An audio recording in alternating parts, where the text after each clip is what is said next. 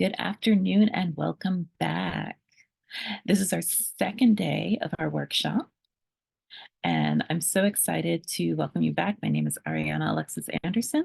I'm a filmmaker and university professor in film production. And then this is the second day of our masterclass in documentary fundraising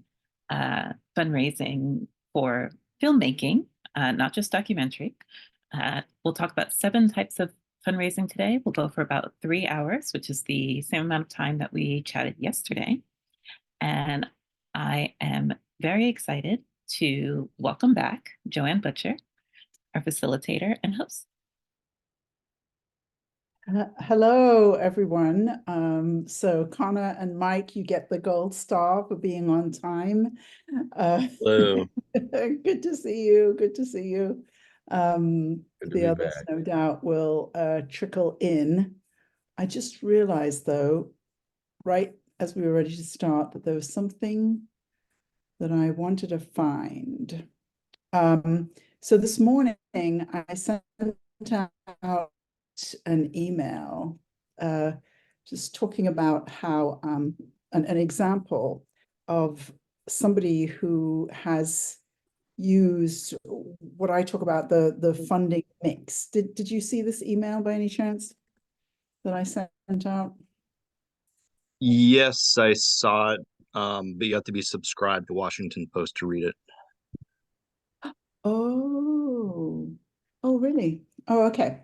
So was that regarding Ava DuVernay? Yeah, Ava Okay. DuVernay. So it's a really fascinating article. Hi, Felicia. Because Ava DuVernay, well, let me just put this in a frame. So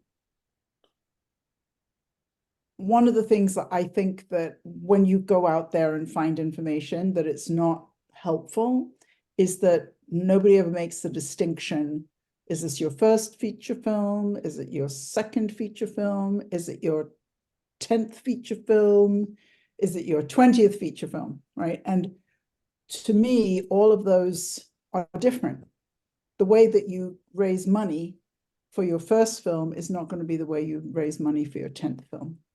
And so the reason, this is something I talk about a lot in my book, but the reason that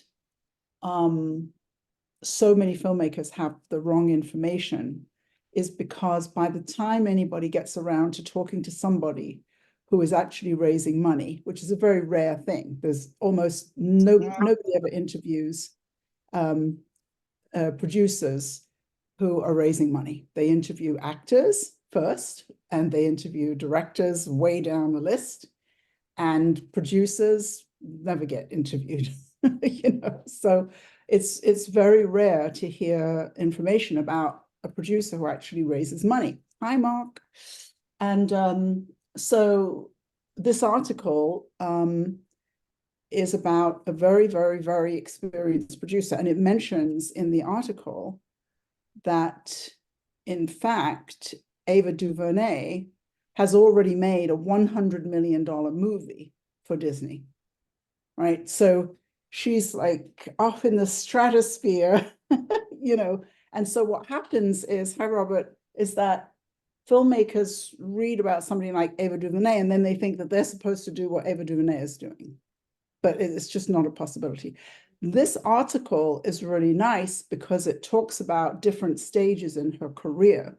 So she, in the story, it talks about how Oprah Winfrey picked this particular book. It was called Cast, for her book club, which obviously is massively popular.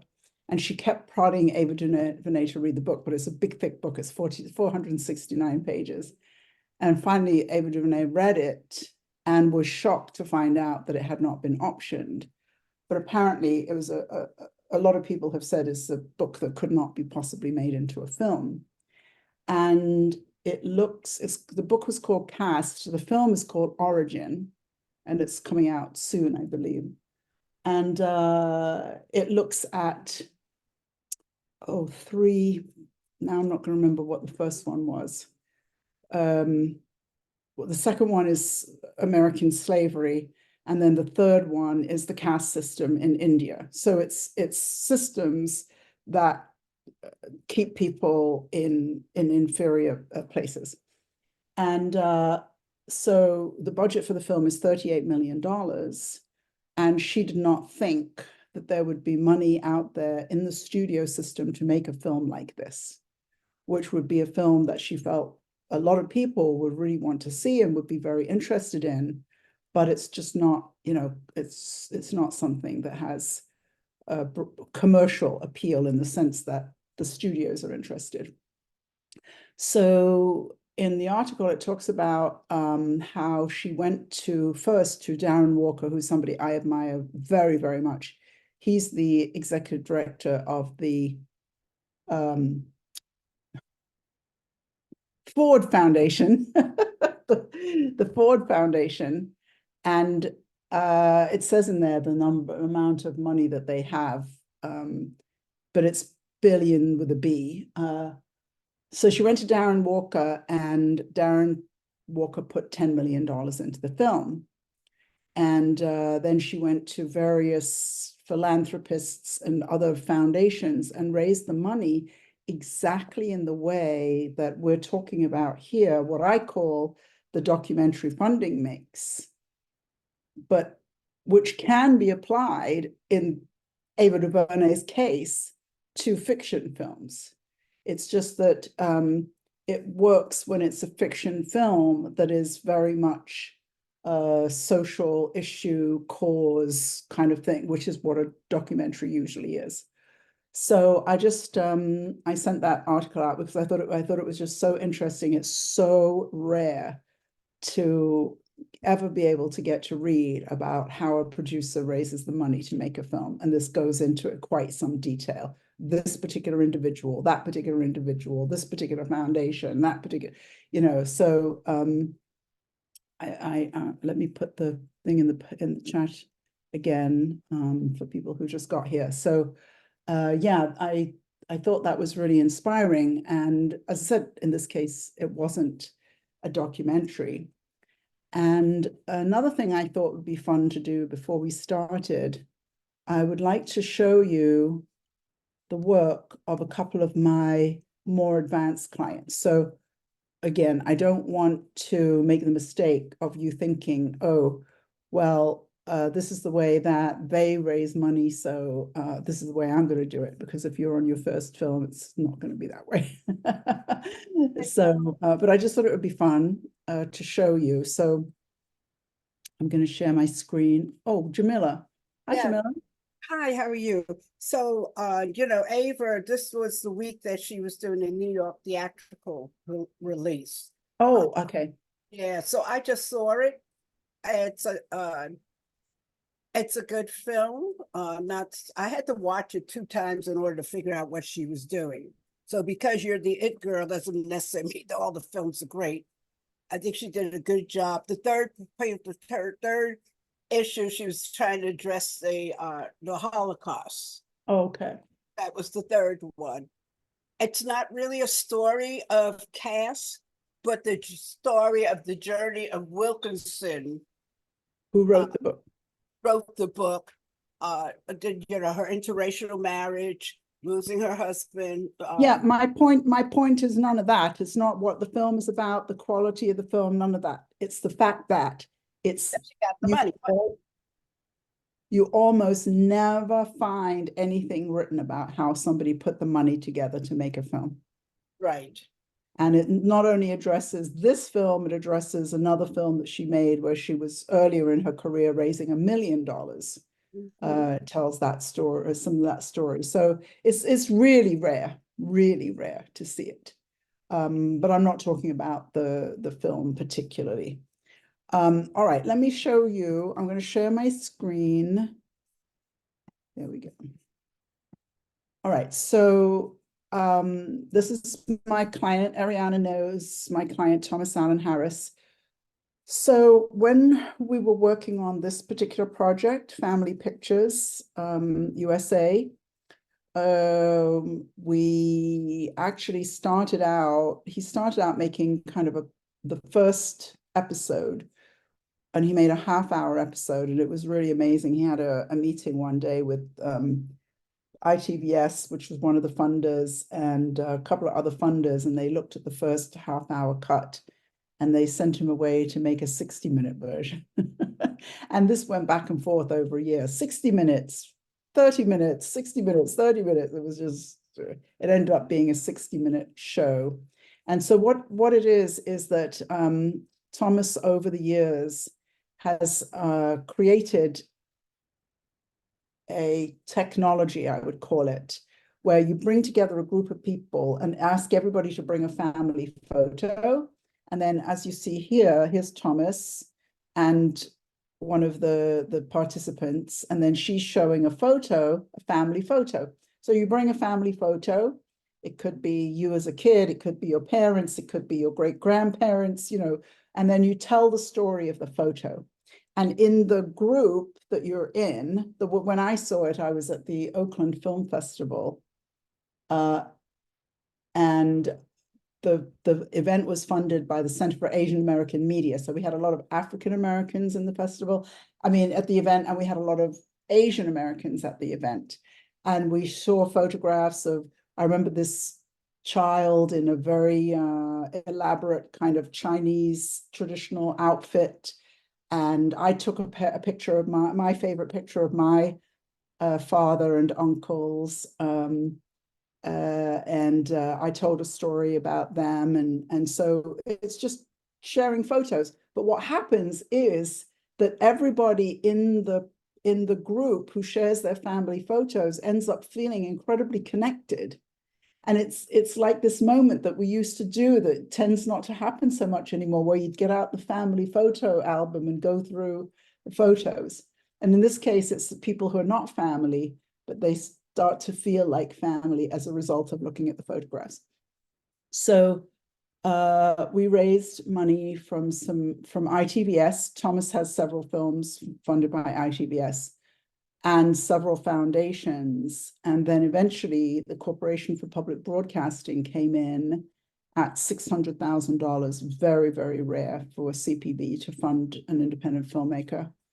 And ended up being a 3-part series. It's you can easily find it on the internet. And we're still using that particular technology of sharing photographs, which in some ways sounds so simple. Oh, look, I'm on the website. I didn't know. And doing more with that. So right now, we're raising money for a feature documentary called My Mom the Scientist. And this is a film, here's the log line, a film examining the seldom told story of the challenges and untapped potential around African Americans' participation in the sciences through the life of my mom, Rudine Lenang.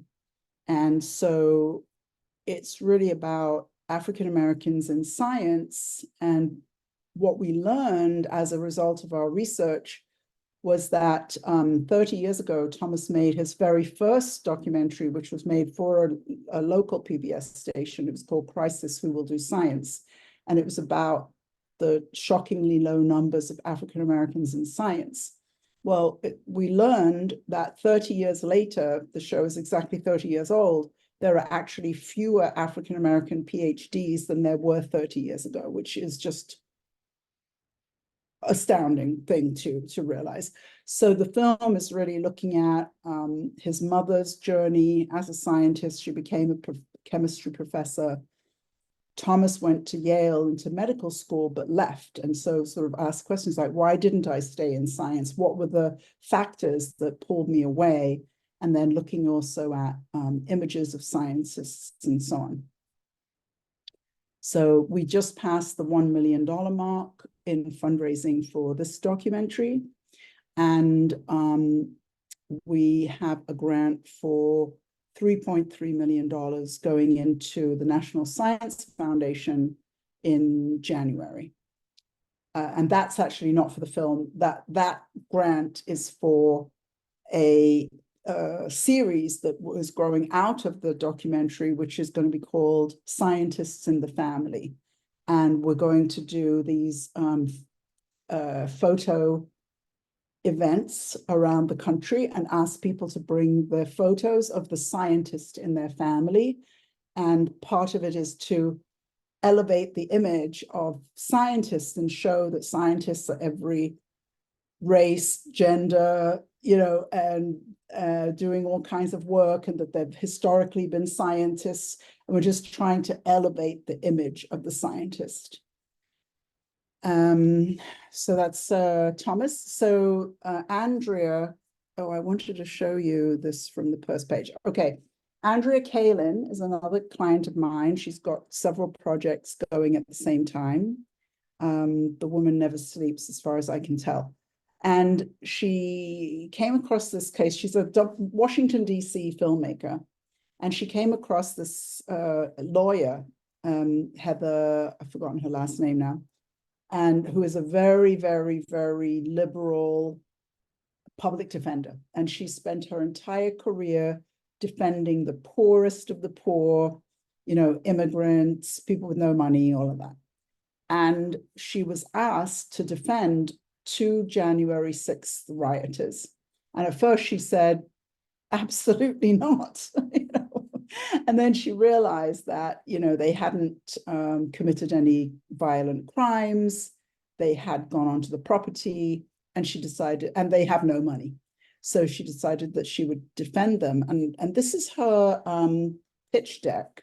And I just want to show you what's happening now with pitch decks. This is the second page of her pitch deck.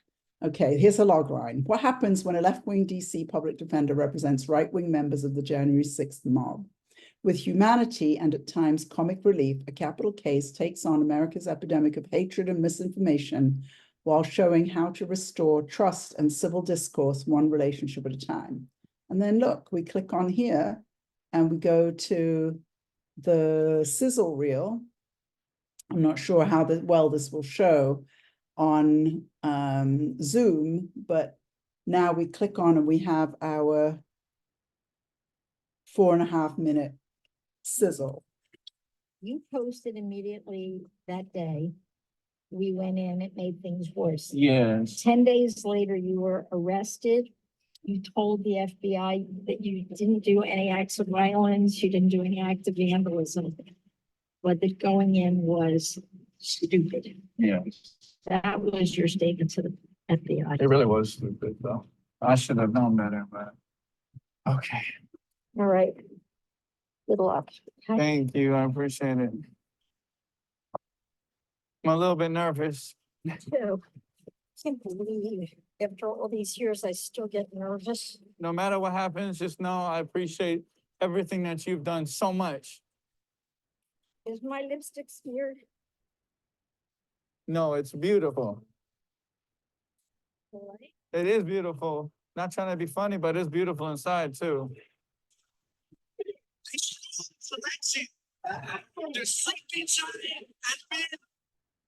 I'm not going to show anymore, but brings tears to my eyes when I see that. So we are building an impact campaign around this to bring people on the left and people on the right together to talk. And then it goes to a synopsis. This is all the pitch deck, okay? Goes to a synopsis, and then some photographs from the film. The team, it's not loading up fast enough for you to see it exactly. But this is the direction that pitch decks are going into incorporating video into the pitch deck.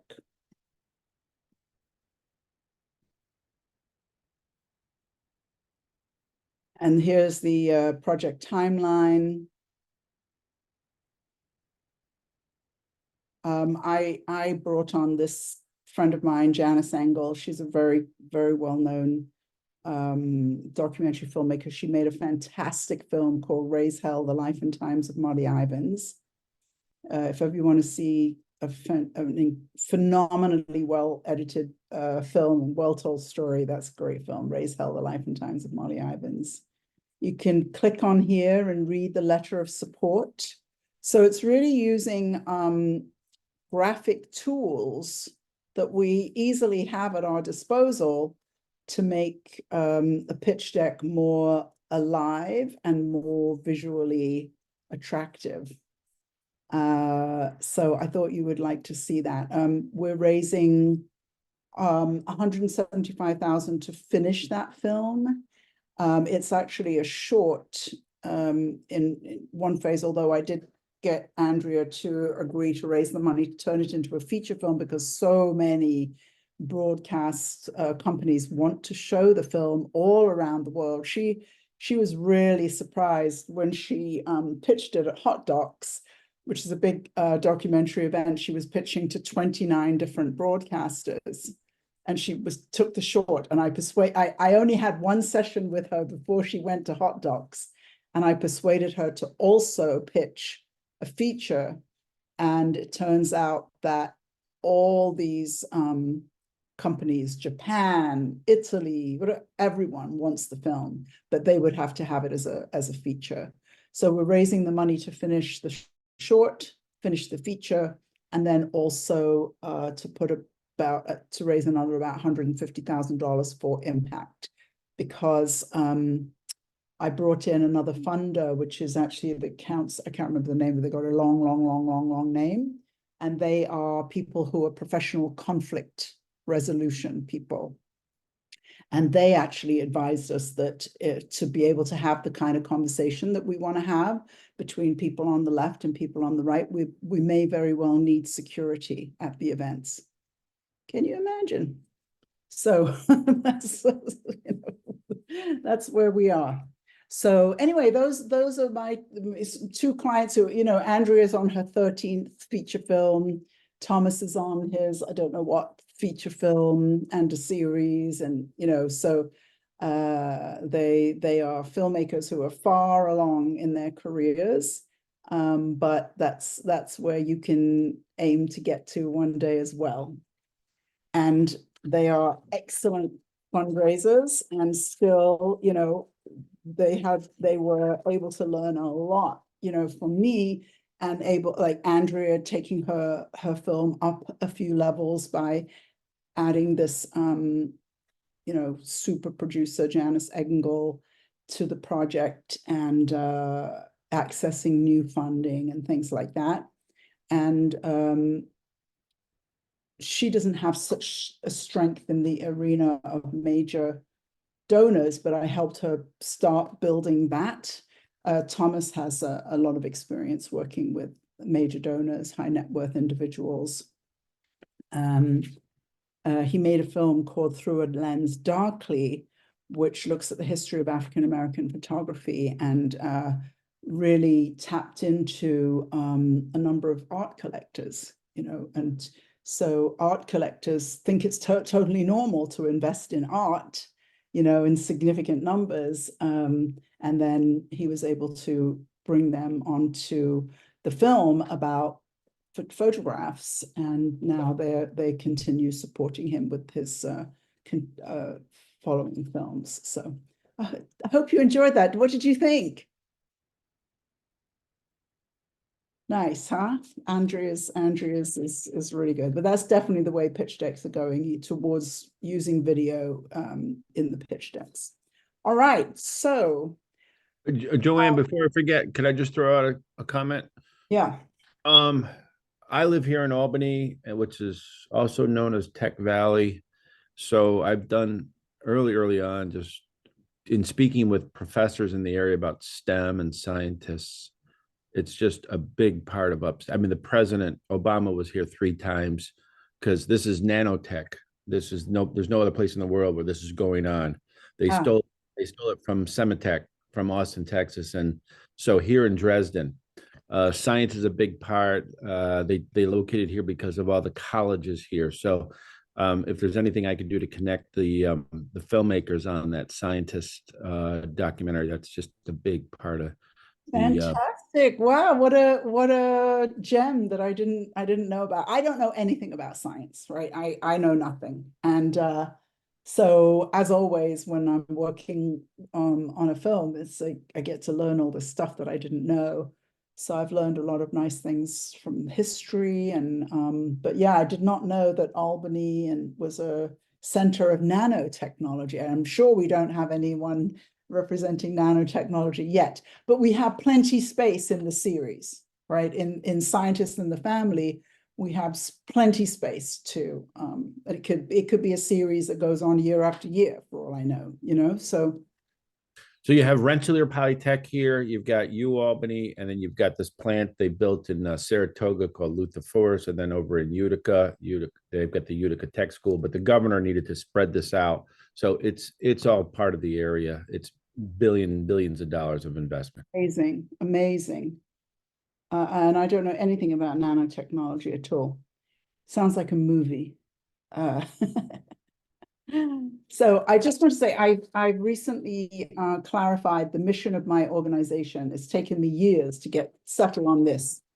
My mission is to ensure that every filmmaker has the life-affirming capacity to tell their stories excellently and to all the right people. And so that's why I want everybody to raise money so you get to tell the story exactly the way you want it to be. Robert, we all heard yesterday about each other and our films. So could you take a minute to introduce yourself and your film? It helps if I turn the mute off. Hi everybody. Yeah, sorry, I had to go pick up my aunt at the airport and then drive her back. So which, took up right the hour and a half right in the middle of this particular talk. So yeah, I did hear briefly other people were talking about their pitches, but it was kind of like as I was picking her up, so I had to shut the thing off and I couldn't hear what everyone else was saying, especially well. So anyways, the documentary I had an idea on was what I thought was the biggest story in medicine, called The CRISPR Generation. And I had kind of meant to do this earlier, but COVID kind of slowed things down. And right now I'm busy helping take care of my father. So, but might be able to do it going forward soon. So I did hire a line producer to give me an estimate for how much it costs. And it seemed to be sort of in line with what the other people said. It looks like it's $400,000 or $500,000, something like that. I don't trust the numbers. I suspect if I don't know what I'm doing, it'll cost more. But I've got it. It's pretty easy. It's like, okay, interview this person, this person, this person. I got a list of 4 or 5 people. I've got kind of, talk to various people to handle it and structure it.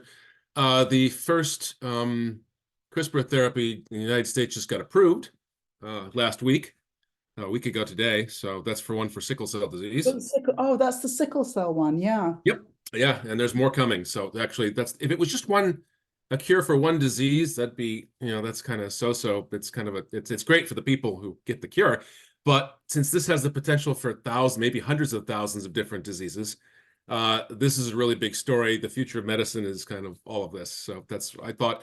And also I attended various talks in Cambridge while I was up there pre-COVID. And, there'd be a talk on some particular subject, like cancer therapy or something.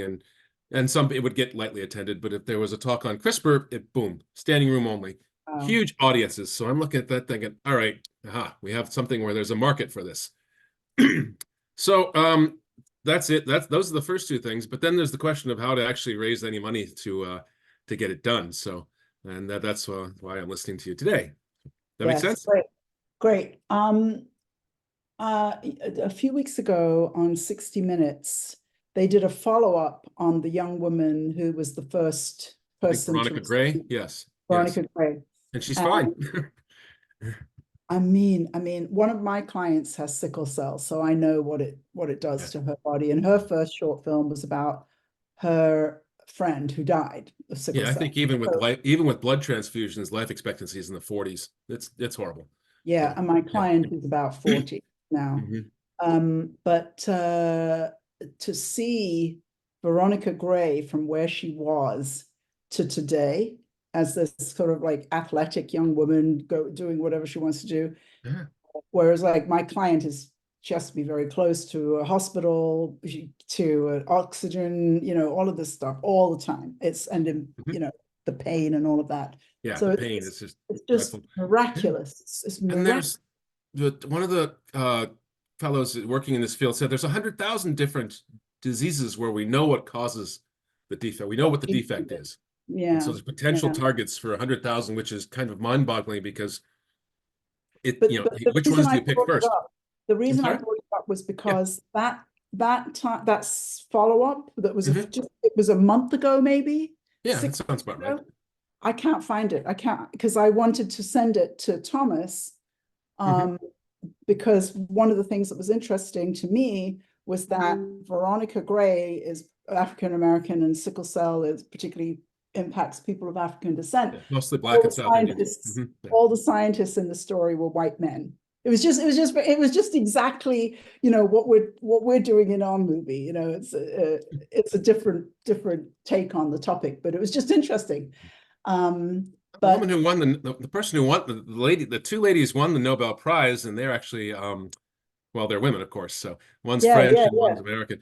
And That's then there's a couple of Chinese guys who have actually been doing a lot of work in the field. So it's actually kind of, you know, when you have 100,000 different diseases to go cure, plus it has applications for cancer and diagnostics and all kinds of other stuff, the development is all over the place.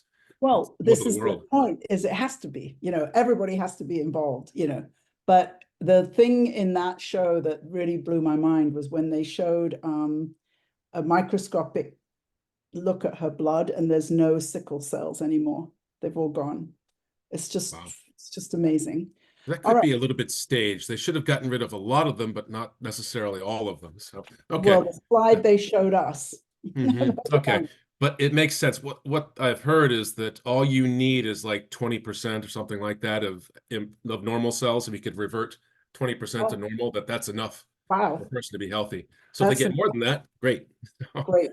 Right, we're going to get into the 7 different types of fundraising. So we started yesterday. We got into the sort of general sense of why I would argue that you must put individual donors first. And can anybody tell me why I would say such a crazy thing from what we learned yesterday? Now, Mark wasn't here yesterday, but Mark's my client, and so Mark always knows the answers. Okay, go ahead, Mark. Question again? Sorry? What was the question again? The question was, why put so much emphasis on individual donors? Because they emotionally connect with the project, and they become your ambassadors to other people if they get on board about it. And you know, we were very successful with large donations between $10,000 and $20,000 on my first. But why is it so important to put an emphasis on major donors? I read something out of my book yesterday. You weren't here, Mark, so. I read something out of my book yesterday. Do you remember why?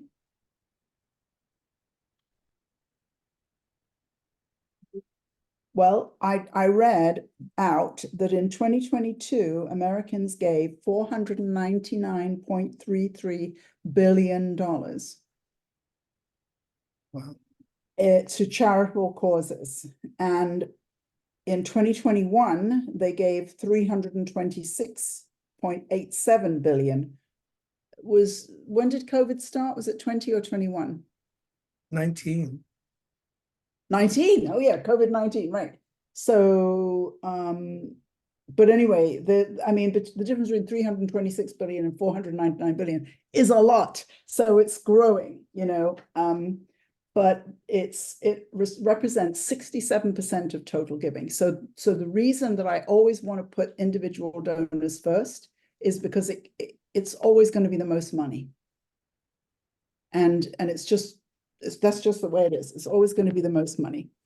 So I separate individual donors into 2 types of donors: small donors and major donors. And the most typical way that we reach small donors today is through crowdfunding. Has anybody here ever done a crowdfunding campaign? Okay, so you know, if we were here a group of people making short films that we'd never made a film before and we didn't know what we were doing, I could say to you, you can do a crowdfunding campaign, right? It's something that's accessible to everybody. And the first platform that offered crowdfunding was Indiegogo. And I can't remember her name, but the woman who founded Indiegogo was just frustrated. She wanted to raise some money from some friends of hers who were a 4-piece chamber ensemble, classical music chamber ensemble. And back then, 20 years ago or whatever, 30 years ago, whenever they started it, when did Indiegogo start? I'm not sure. But you had to have a nonprofit to be legally allowed to raise money from individuals, and it was always very difficult for individual artists to get money. You can go and you can get a fiscal sponsor and raise money that way, but there were just legal reasons and IRS reasons, all this, that you had to have a nonprofit, and artists were always starting nonprofits, and it was just a waste of time. So when Indiegogo started, they actually kind of just broke the rules and broke the law and all of that, and the law has had to catch up. The laws have changed over the last 20 years to allow crowdfunding to happen in the way that it happens today. So anybody can do crowdfunding. Now my clients have used, mostly we use Indiegogo. I have a couple of clients who have a certain personality who choose Kickstarter. With Kickstarter, if you want to raise $20,000 and you raise 19,100, you don't get your money, right? It's called all or nothing. Whereas with Indiegogo, you can choose to be all or nothing, but most of us just keep whatever we raise. And then Seed and Spark, which I personally don't like, but some filmmakers like Seed and Spark. So, but any of them are all good. And they all have a wonderful template. So again, for a beginner, it's a great way to start because you don't have to build a website and you don't have to have this and that and this and that. You can just follow what they say to do. In fact, Indiegogo has a little thing where you can, once you finish one page, you can move on to the next page, and they won't let you move on until you finish the first page. It's a nice little trick to help people get through it. But it's a really good way to start. So when I have a client who's making a feature film, I usually start them at $20,000. And then we go through a process where I figure out a number of things, like how many people are in their network. And like we were talking yesterday about Mike's network, it's like a very different network to, say, Felicia's network.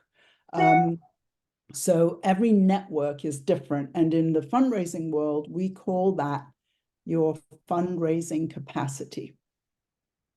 Okay, so the person who's making their first 10-minute short has a much smaller capacity, a much smaller fundraising capacity than Thomas Allen Harris.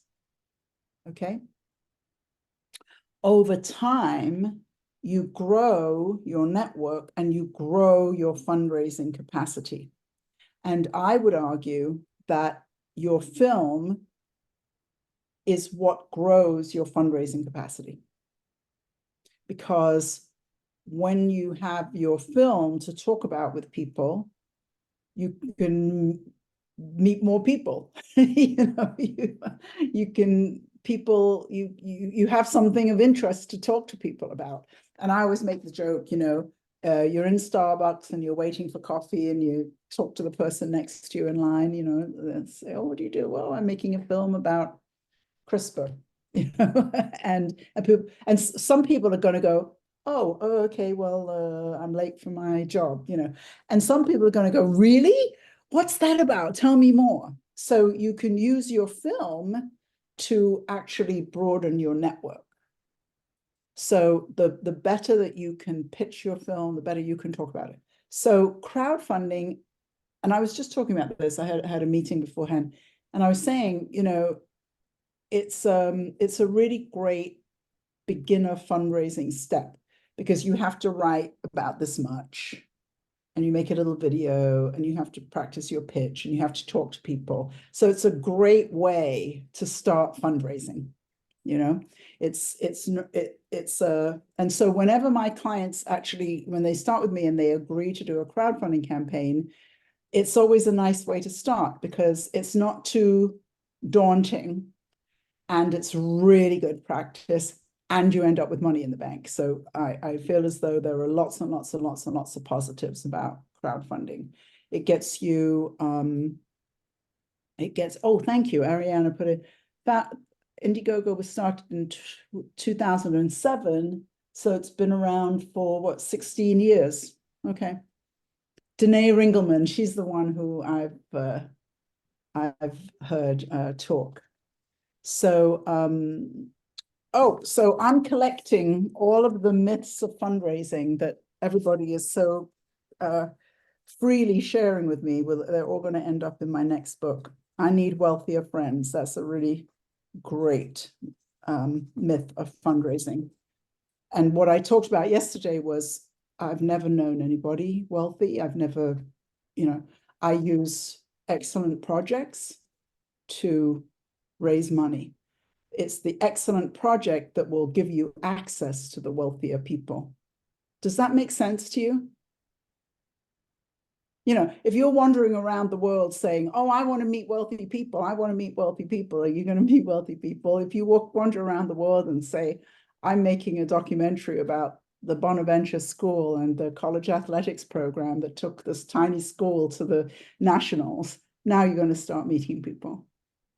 Okay, so that's what I mean by using your film to open doors and to broaden your network, to widen your network.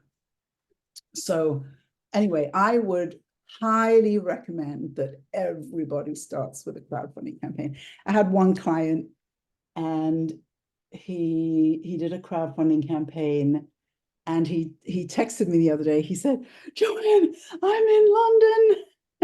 And I decided to use the last of the money from the crowdfunding campaign to come to London and interview somebody about OCD. He's making a documentary about OCD. And so I'm here and everything is paid for because I already raised the money. He was so excited. He was just so excited. And I thought that was great. And then he can finish the film himself. He does all the editing himself. So that was fun. But I would highly recommend it. And when you're starting out as a fundraiser, getting, the people that you get to come to your crowdfunding campaign is the sort of the beginning of your baby level donor base, So it takes 100 people to give $10,000. So if you're going for $20,000, you're going to get 200 donations. So now you have a list of 200 people. And it's a start. It's a start for your donor base. How many people do you have in your donor base now, Mark? 1,600. Yeah, so Mark has a donor base where people have given anything from $25 to buy a ticket to $25,000 and everything in between, right? But he's really, really fantastic at keeping in touch with that donor base, keeping up with people, and people give gifts. And and it tends to be relatively close geographically. I mean, not 100%, but relatively close geographically. So he gets together with them and they have dinner and they, so all of that part is moving on to the next level, which is major donors. But if you haven't fundraised before, I would recommend starting with the crowdfunding campaign and then using that to start looking at who may be potential major donors in that list. Go ahead, Mark. Well, this is just, can I tell a brief story about how we raised $40,000? Well, there's a foundation in Taos that had been very supportive at the beginning, but then they decided that they didn't want to work on any more films because it was Mark, why don't you save that story for when we get to foundations? Okay. Yeah, that's a really good story. But right now we're on major donors. So what I see for a crowdfunding campaign is like coming out of a crowdfunding campaign. I had these two girls. They were real young. They were making their first short. It was an animated short, and their goal was to raise $25,000. And I recommended that 25 was too high for them to go for a crowdfunding campaign, but they went for 20. And they not only did they raise $20,000, but they raised 50% on day one. So that was really fantastic. Anyway, so we were talking, and it turned out that there were two people who'd given to their campaign. They didn't know who they were. And I said, well, what do you think? And they thought that maybe they came through this organization, this particular organization that they were involved with. So they went to the organization identified who these two people were, and the girls went and pitched them, and they both came in at $2,500. So those two major donors closed the $25,000 campaign. And we've often had this happen. I had a client who ran a crowdfunding campaign, and there was one person that she didn't know who gave, and she looked him up, and her film was a short film. It was a fictionalized version of her own experience of receiving a cancer diagnosis. And it turned out that this person that she didn't know who gave to her campaign was an oncologist, and he ended up giving $5,000 to the campaign. So I am a firm believer in raising crowdfunding from people you know, like from broadening your network that you already have and expanding it to more people. But I'm not really a believer in doing a lot of online stuff so you can get strangers. I don't believe in it. But most of my clients do pretty modest level campaigns. So the highest that we've raised is $67,000 for a campaign. Anything much above that, and certainly 100,000 or up, you're probably going to have to hire a team. And that team is still going to want to know who is in your network. You know, they're still going to work with your network. So it's not particularly a route that I would recommend, but there are people out there who you can hire to do your crowdfunding campaign. But if you have never done a crowdfunding campaign before, they are basically going to be approaching people in your network, and they're just going to take your money from you, from you doing it yourself. So, but as I said, so we're leaving crowdfunding, we're going to major donors. And there's every likelihood that in the crowdfunding, you're going to find that there are a couple of people who can be major donors. So let's say you decide to go for 20,000 for your campaign, and then you can find a couple of major donors, you can get up to 25. For everybody here, what could you do with $25,000 to move your documentary along? Jamila, what could you do with $25,000 to move your documentary along? Well, it would allow me to start doing some of the interviews that I need to do. Mm-hmm. Local interviews, or? And if I had to travel this, short distances to them, I also might be able to have to get some peripheral equipment, like I need to get a wireless mic. So, right. Some of the equipment that I need to start doing the interviews. I have a lot of equipment, but there's some other things I need. So right. That 25 would allow me to start the interviews and get some of the audio related equipment that I need to do to conduct the interviews, and possibly, and then also hire, an assistant to come with me to do some of the shooting. Nice. Yes. Felicia, what would you do with $25,000? I'd be able to get some of the photos that I've found in the Library of Congress, the high-res photos, instead of taking my own right now. And I'd also get to go to a trip to South Carolina and meet a bunch of people that are already on my advisory board. I've never met them in person, and do some local research, and maybe even begin doing an oral histories project.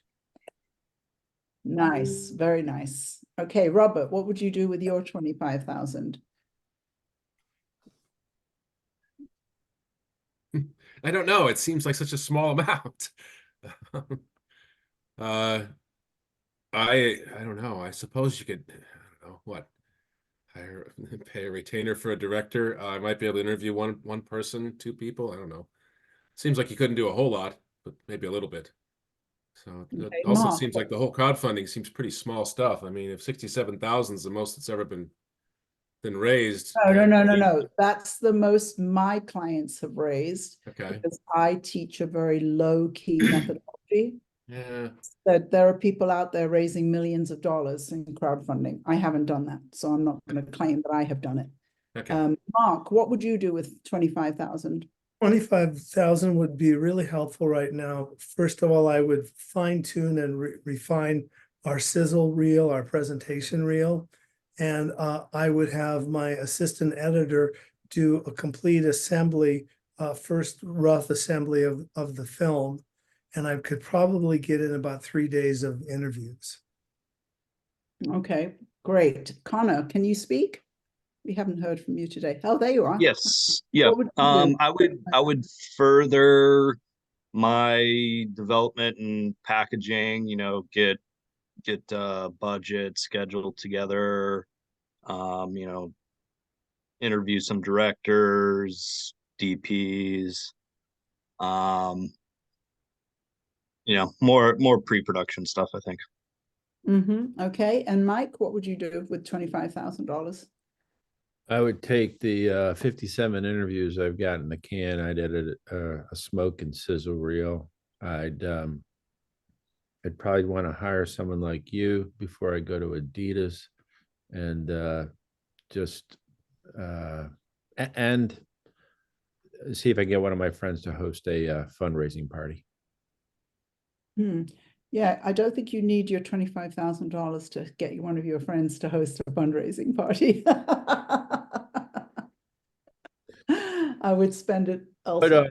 But to put the right presentation together. Yes, that's the thing. Okay, Right. so With consultants, the right people in the room, and say the right things and close deals.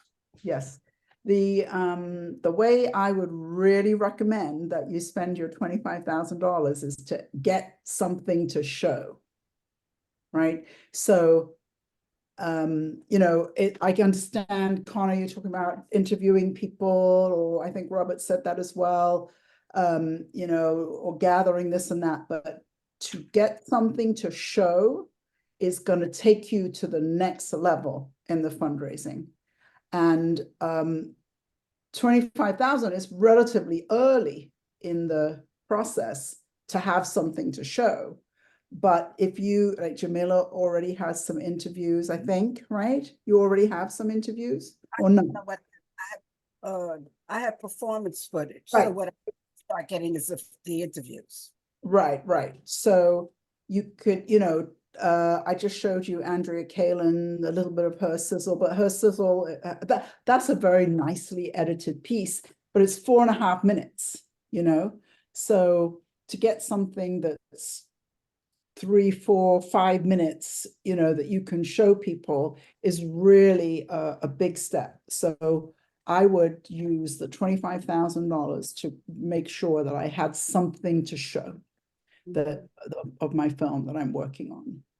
So the next type of fundraising, I don't know why I have it in this particular order, but is foundations.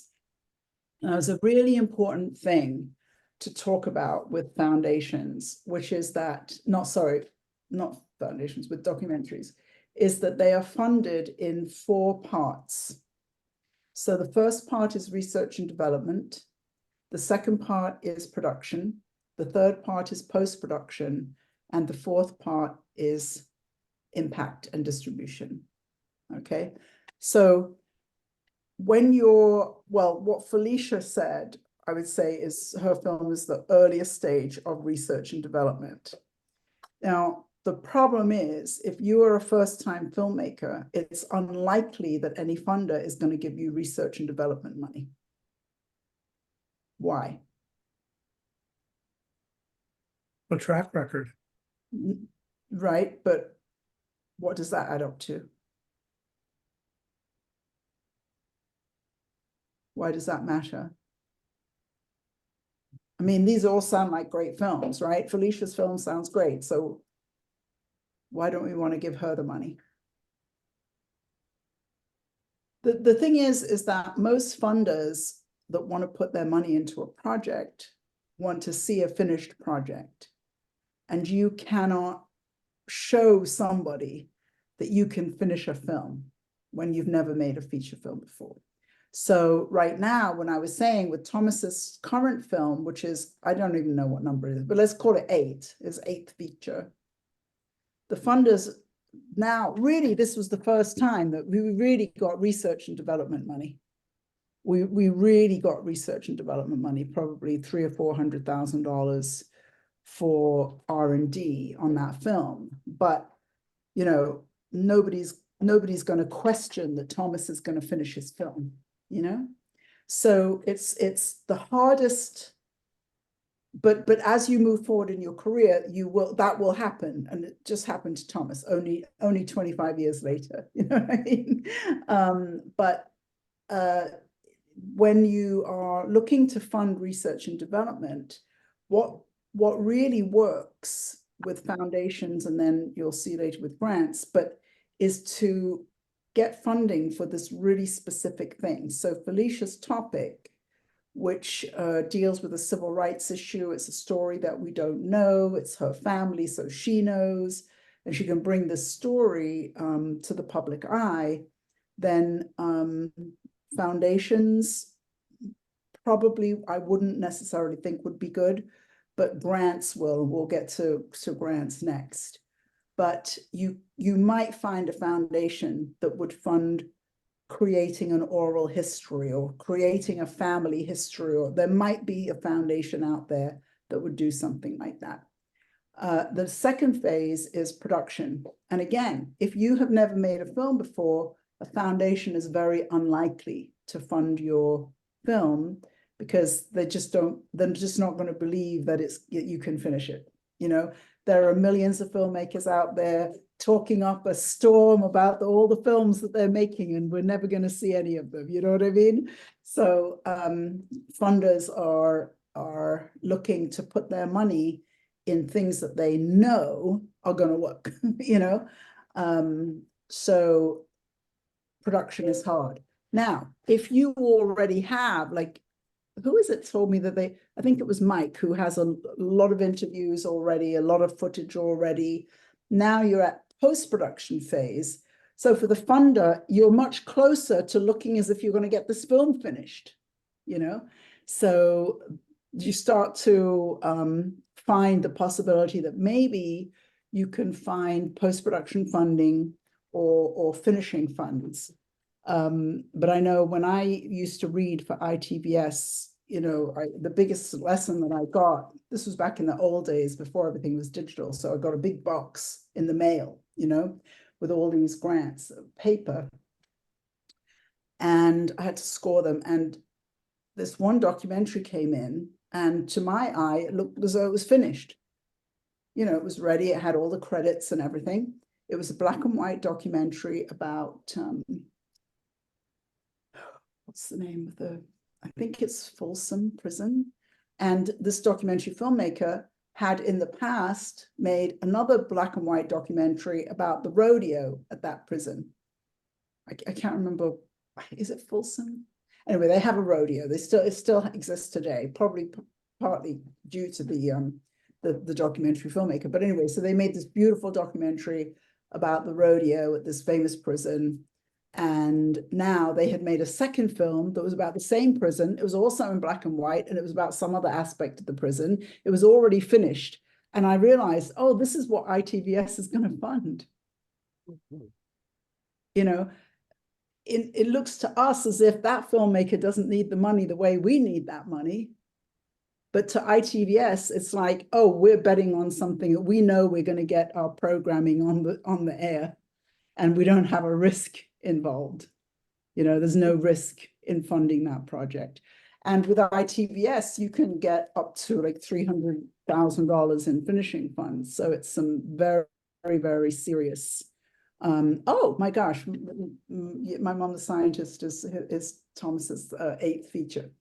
So foundations, however, will definitely be interested in distribution and impact. So I talked yesterday a lot about my simple impact program. 1 screening a month in a college or whatever, whoever the audience is, over 12 months, 12 screenings, $3,000 a screening. That's a $36,000 proposal to a foundation. But of course, you do have to show something, you know. But again, if we got our $25,000 first and now we have something to show, I think I told you about my client, Jimmy, and she made this documentary on toxic racism and sexism at the highest levels of the corporate boardroom in America, in the UK. And she was making money from her film, showing clips of her film and being paid to do it. And the film was nowhere near finished, but she had some clips already to show.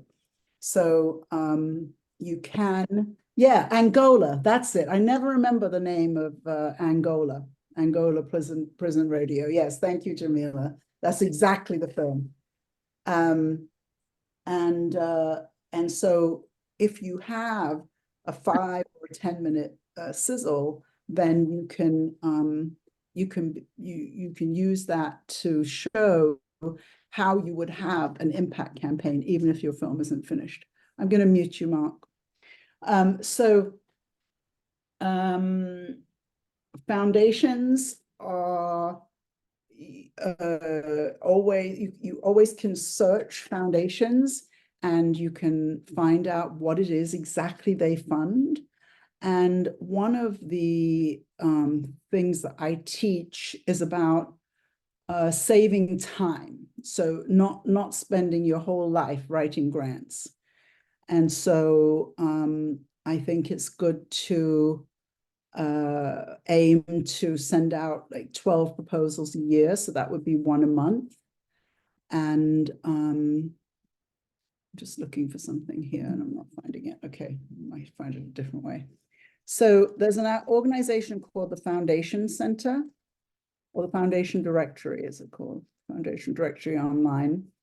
And the Foundation Directory is a really great place to do your research on foundations. And put it in the chat here. Now they suddenly have decided that they're going to charge some serious money to use their directory of grants. But I believe they do a 7-day trial. So when you want to do your foundation research, you know, pick a couple of days where you have time, a couple of hours each day, and narrow down a list. And the way I teach it is to come up with a list of something between 20 and 30 foundations that will work. And if you keep to that smaller number, because as I just said, if you can apply to 12 a year, that would be good.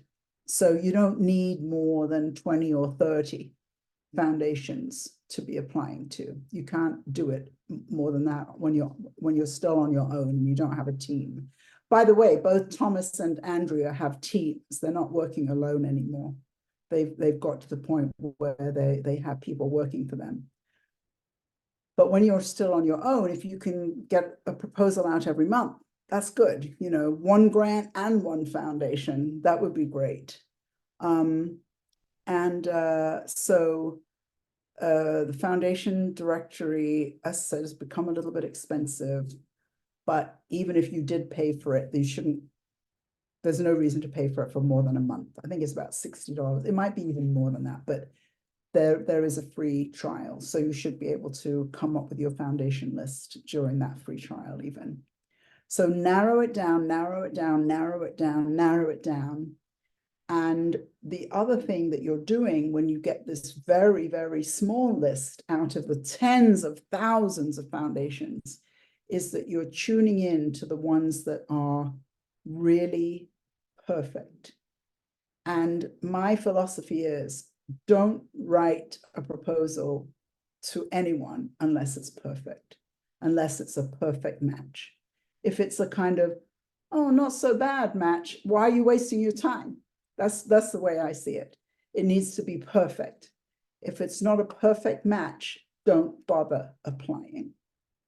So, so for Felicia's film, we have a character who is a leader in the civil rights movement, and then that leader in the civil rights movement is South Carolina. So I would go, so there's thousands and tens of thousands of foundations, right? We're going to look at civil rights. That's going to be a much smaller number. Okay, then we're going to go South Carolina. Okay, then we're going to go film. And we're just going to keep going until we can get a smaller and smaller and smaller number. When I'm doing this, I'll end up, you know, I'll put in this, and this, and this, and it get down to 50. And it's, as far as I'm concerned, it's still too big. That's too big a list. You know, if I'm working by myself, if I have a team, maybe, but I still, you know, I'm at like 30. But you want to get the match as perfect as possible. And you can see, if you really got to a foundation that was interested in South Carolina history, was interested in civil rights, was excited about this character that they didn't know before, could tell a story of history that hadn't been told before, you can imagine you could start finding some foundations that might be interested in a project like that. And then if you're in Alaska and you're making a film there, there's going to be foundations that are going to be interested in that. So look for all the different elements in your film that a foundation might be interested in, and narrow your search and narrow your search and narrow your search until you have, 20 or so foundations. When you get further along, some of the bigger foundations to consider are the Ford Foundation I mentioned earlier. Just Films is their division that deals with films. The Knight Foundation, based here in Miami, they don't really fund films. They fund organizations that make films. Once you're in science, there's a whole slew of foundations and grants open to you that just deal with science. It's a special thing. Con is also in the science world. So look for and then another thing is, 20 years ago, so many foundations said we do not fund media. Now, if they don't fund media, you can still go to them for impact and distribution, because that's not media production, that's for impact and distribution, that's for education, But today, more and more and more foundations do fund media because they understand the power of it better than they did 20, 30 years ago.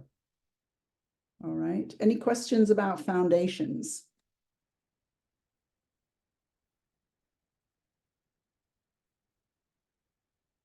Okay. Yeah, All right. just confused about the Candid taxonomy outfit. I'm just looking briefly at that website. I just put foundation directory in and Google it, and then it comes up.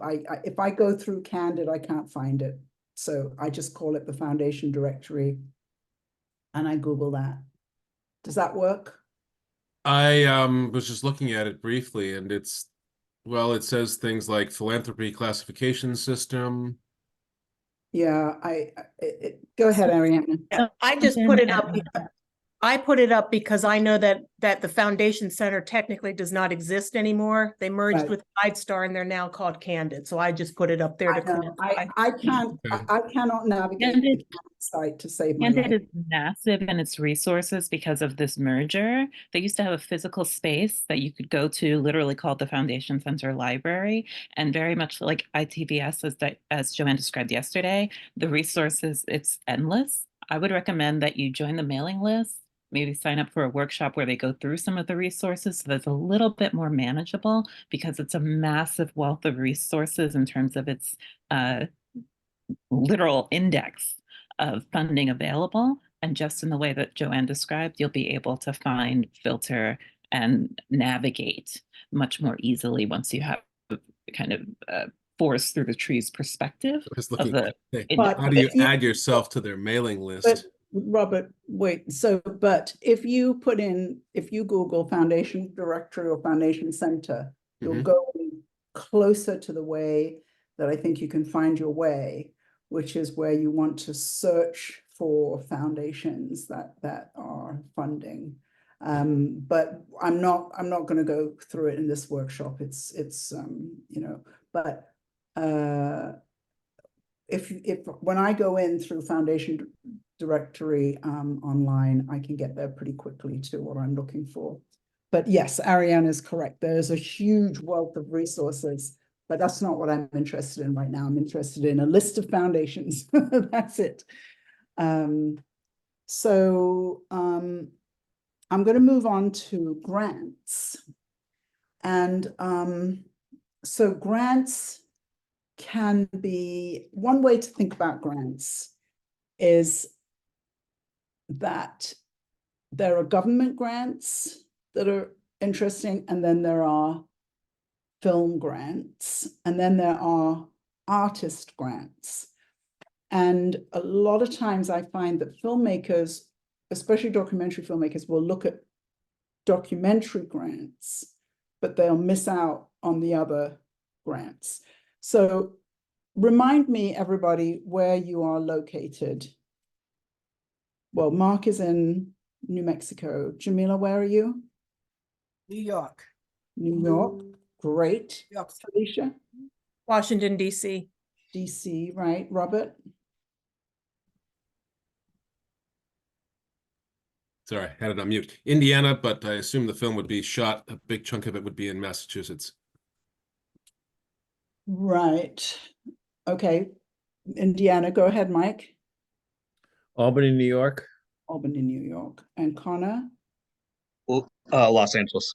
Los Angeles. Okay. So what I want you to think about first is that there are also always local grants. So there are grants in Los Angeles, there are grants in Indiana, there are grants in DC, there are grants for sure in New York. New York is probably the best funded place for artists, although Miami is giving it a run for its money. Miami is very well funded for the arts. And so if you start looking at the local level, and this is one of the things about local artist grants, is that you can apply for them every year. You know, you might be in the research and development phase one year, you might be in the production phase the next year, you might be in the post-production phase, and documentary filmmaking works like that. So if you're in the post-production phase and last year you've applied for research and development, it's a new project. And so when I was living in San Francisco, the San Francisco Arts Commission had artist grants that were available every year. And this one filmmaker I knew got $10,000 a year, every single year. She made a short film with her $10,000. She created a film teaching career out of that. And so the first grant I ever got was from the state of Florida. It was $5,000 artist fellowship. And so I find a lot of filmmakers are missing out on this money, but it's like Robert said before, $25,000, it's so little, right? So people think, oh, $5,000, $10,000, it doesn't count, but it does. And when you're looking at local grants that you can get every year, you just put it in your calendar and, you know, apply for that grant every year, wherever film you're working on or whatever phase of filmmaking you're on. And that local money can be 5, 10, it can be more than that, you know. There's a little grant in Los Angeles, Connor. I'm gonna, if you can remind me to look it up, they fund in Los Angeles and San Francisco, and they fund what's called technical assistance grants. And again, most places have technical assistance grants. So this organization, you can apply for $750 it is. In Miami, the technical assistance grants have gone up to $1,500. Again, you can apply every year. They're also called professional development. So technical assistance, professional development, people have applied to pay working with me. People have applied to go to a conference. Sometimes, Jamila, they would allow you to buy some equipment to expand your capacity as an artist, right? So the fellowship that I got, that is money that you can use for anything. You can use it to pay your rent. Technical assistance or professional development is to grow your career as an artist. And then artist grants, they may not be called filmmaker grants, they may be called artist grants, are always there in every local city, county, state.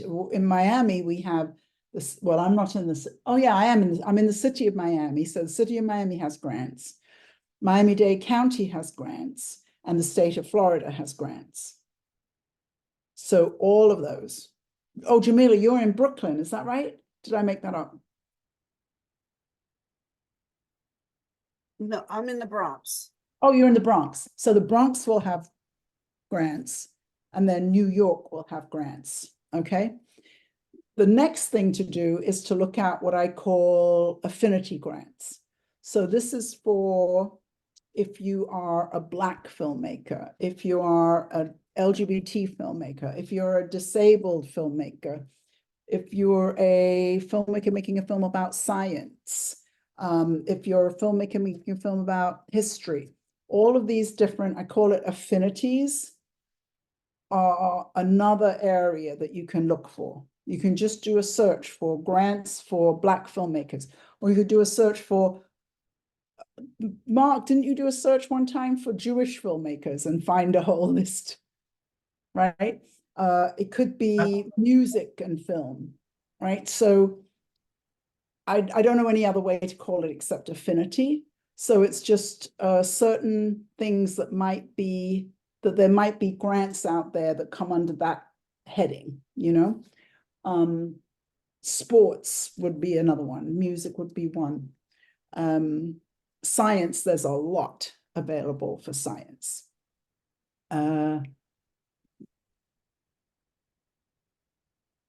And then we start to get to, if you Google documentary grants for filmmakers, there's a whole list, long list. And what I found is that documentary filmmakers, like I was telling you about when I was consulting with Brown Girls Doc Mafia, that the women who I was consulting with all had won a grant for $100,000. And they really thought that was the only way to raise money. They really did. They thought that that list of documentary grant funds was the only way to raise money. And as I'm trying to show you, there are lots of other ways of raising money. But the thing about the documentary film grants, and I never would want to put any of you off from applying, because applying is important, but they are so competitive because everybody thinks it's the only way of raising money. So they're all applying for these documentary grants all the time, you know. And probably the largest grant that you might try to apply for at this stage in your career is the ITVS grant. So ITVS is the commissioning arm of PBS, and PBS funds grants for films. And all of you have projects that could be interesting to PBS, you know? So they tend to fund post-production, they fund finishing funds. And that's probably about the largest grant that you'll do at this stage. To get to, say, where Thomas is applying for National Science Foundation grants, we had to raise grant money to hire people who were experienced enough to apply for a National Science Foundation grant.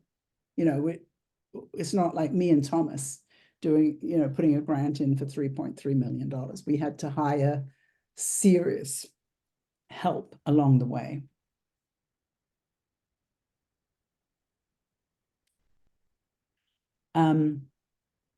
So local level, so city, county, state, depending on which state, you know, there are fewer or more grants. There are documentary film grants, affinity grants. I think that's everything. I think that's everything. Do you have any questions about grants?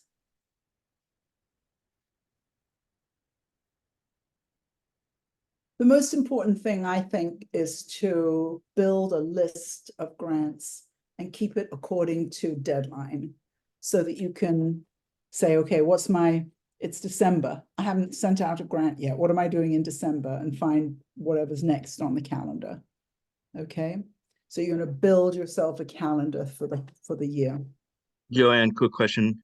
Yes. Once we're at that level, how much is a typical to hire a grant writer, get help in this area? How much does that cost? That's a great question. I've hired grant writers a little bit recently, and oh gosh, I can't. Oh, I have a great grant writer. She's not really a film person, but and she charges $50 an hour. She's very good. Okay, so we can get recommendations from you. Yeah. But my preference would be that you write your first grants yourself. You're the only person who knows your project. There's nobody else who could know your project. The very first time I taught grant writing was many years ago. The first class I ever taught on fundraising, I called it Grant Writing 101, Things Your Mama Never Told You. It's supposed to be funny. And one of the main things that I taught in the class was,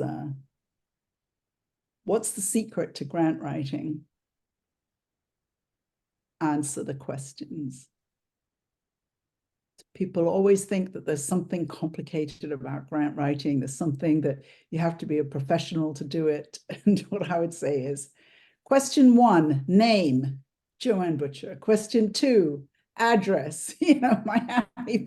Question 3, phone number. That's what grant writing is. It says what the question is, and you put the answer.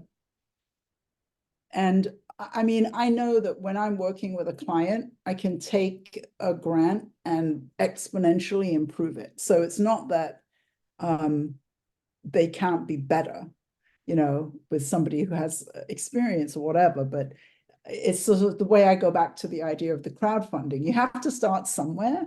And so a local grant is a really good. Years ago, I was working at Youth Radio, and they gave me this young man to work in my staff, and he had no interest in fundraising. He wanted to be a sports journalist. And I said, well, look, let's see what I can do. But for now, I'm going to teach you how to raise money, So we found this grant, and it required 2 pages of writing. I was like, that's it. That's going to be your first grant, And it was to a big funder, like the Pew Charitable Trust, one of the top 10 foundations or something like that. And they were looking for programs that served African-American youth and boys and youth, which we did at Youth Radio. So he wrote the 2-pager, and I helped him write the 2-pager. And it was an international opportunity they were doing this special initiative looking for programs that served African-American boys and youth.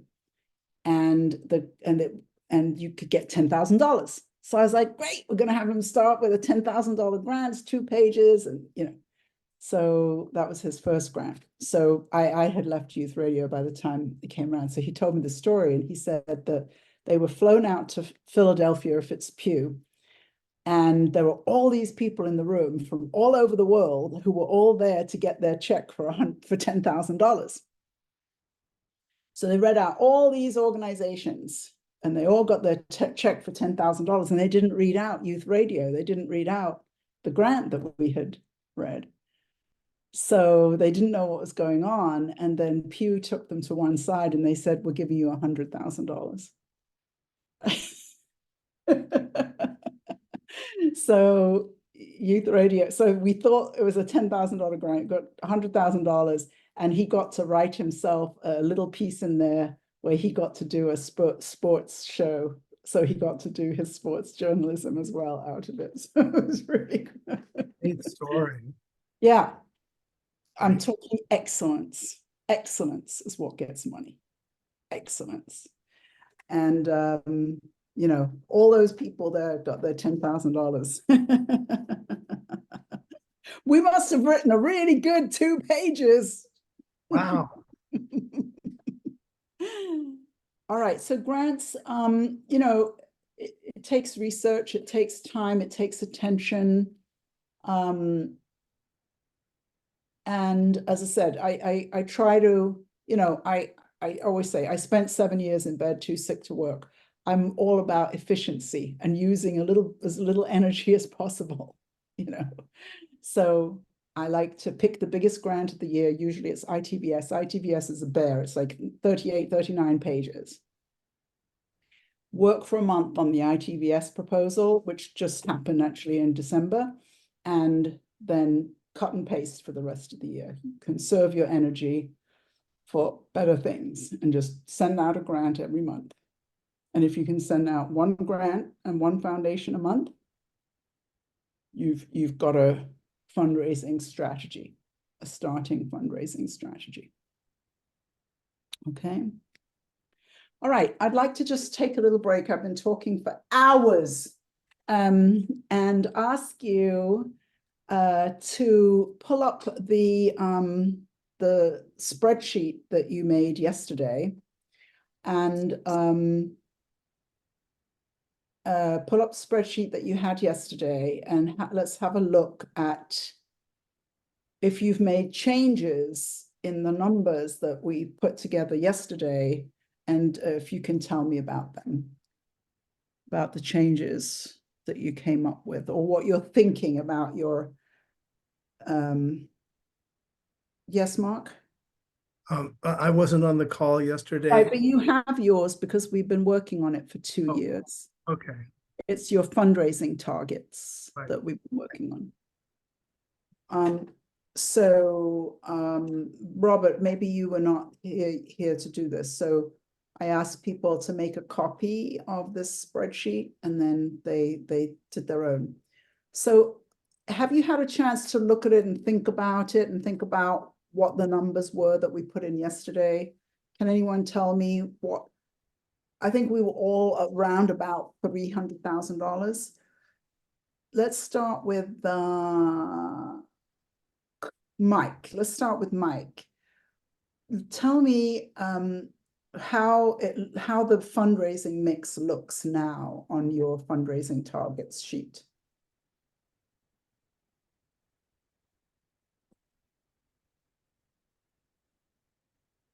You're muted.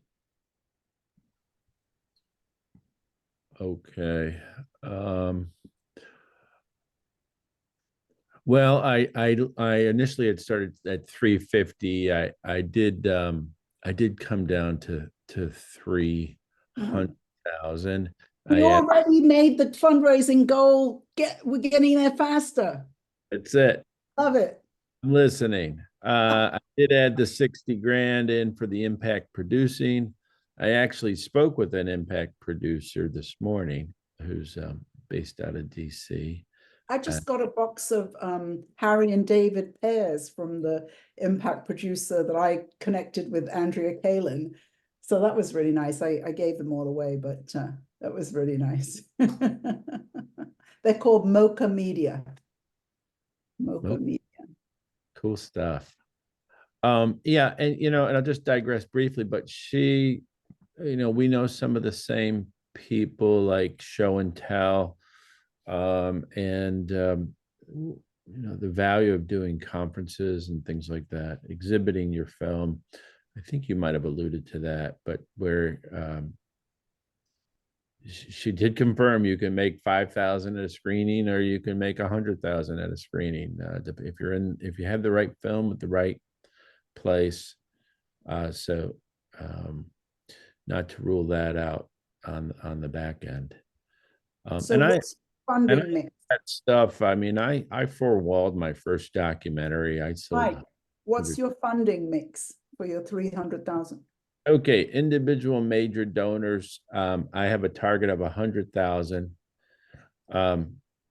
Crowdfunding, I just have it there at 20,000. Grants, I have 50. Foundations, I have 30. And then underwriting, PBS stations, there's 9 PBS stations in New York State. And let's say I just go with Buffalo, Rochester, Syracuse, Long Island, and New York. There's 5. That's actually where our school gets their students from, those major areas. And they have alumni chapters in each of those cities. So I've got 25 in Buffalo, 25 in Rochester, 25 in Syracuse, 25 Long Island, and 50 for New York City. And that actually gets us the grand total of 350. So we're 10,000 short of the 360. Well, the only thing is, I think you've already raised 30 something in your crowdfunding campaign. So 20 is not right. Right. I would say, okay, so yeah, I think, the number's at 38. 38. So there's your discrepancy. Yeah, I am over budget. Over budget. Yeah. 36, $368,000. Yeah, so I'm 8,000 over. 8,000 over. That's perfect. Jamila, what does your funding mix look like?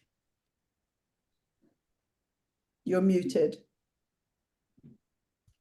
You're muted. You're muted. Okay, I didn't do it.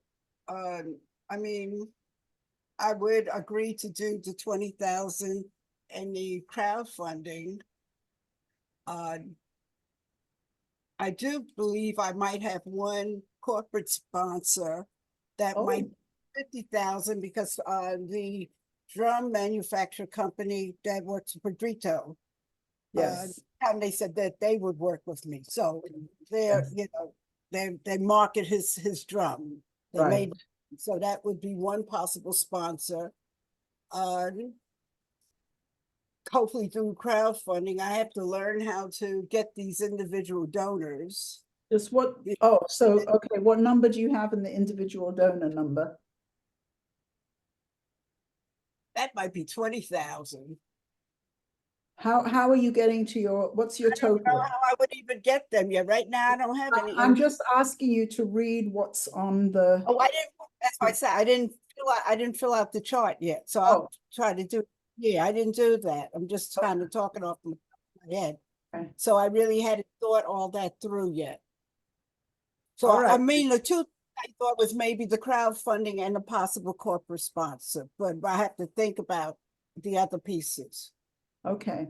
All right. Felicia, what do you have for your income? I didn't work on it either. I'm kind of listening as people are talking. The only thing I did just now come up with was the impact part, the 60,000, and the numbers I put in, I got 62. So that's a good promising goal. So there were already numbers in the spreadsheet, right? yeah. Okay. So what do you have now for your budget? I still have the 300. Well, no, I changed it to 360 yesterday. Okay. So what are read each line. Well, I just changed one. So it had investors at 200,000, individuals and small donors at 20, grants at 50, foundations at 30. And that's only 200,000. So I have to find $100,000 somewhere. So I would not call it investors. I would call that donors, major donors. Oh, okay. Right. I said to it because you don't really get investors in the documentary world. You can. I have a client right now who's coming tonight who's getting an investor, but it's unusual. So that's major donors. So 100. So now we're going to have to increase by 100. We're going to have to get more income in from 100 to make the 100. So what where would you like to increase? Where do you think you could increase? I'm thinking between grants and foundations. Absolutely, yeah, yeah. And it's to do with your topic and the local nature of it and all of that. So Yeah. I would increase those. Okay. So if I change grants to 100,000, what am I at now? Oh, that's okay. I could change grants to 100,000 and then foundations to 80,000.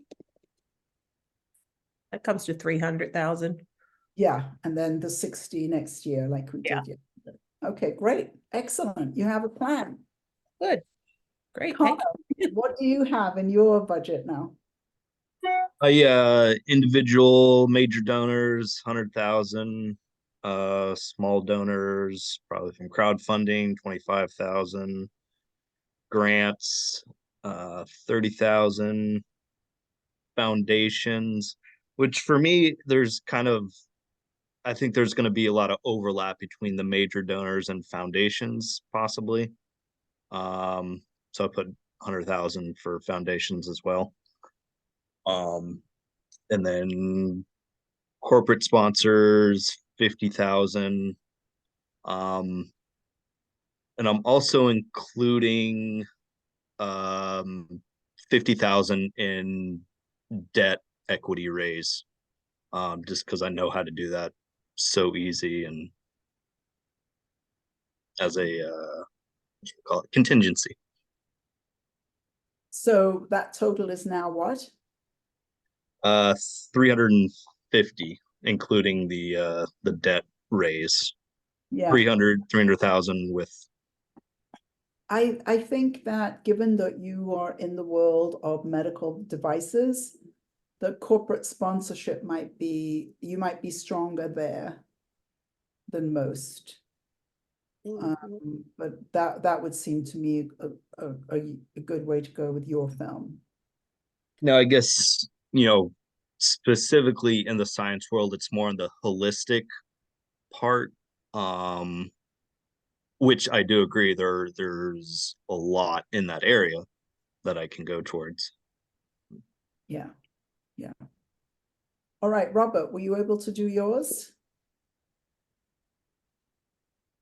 Hi. Actually, I was just kind of scribbling it down now as you were going over it. So I don't know. It's I mean, small donors, large donors, grants, foundations, corporate sponsors, maybe specific disease foundations as well. There might be others there. The numbers that are going to make up your budget. Yeah.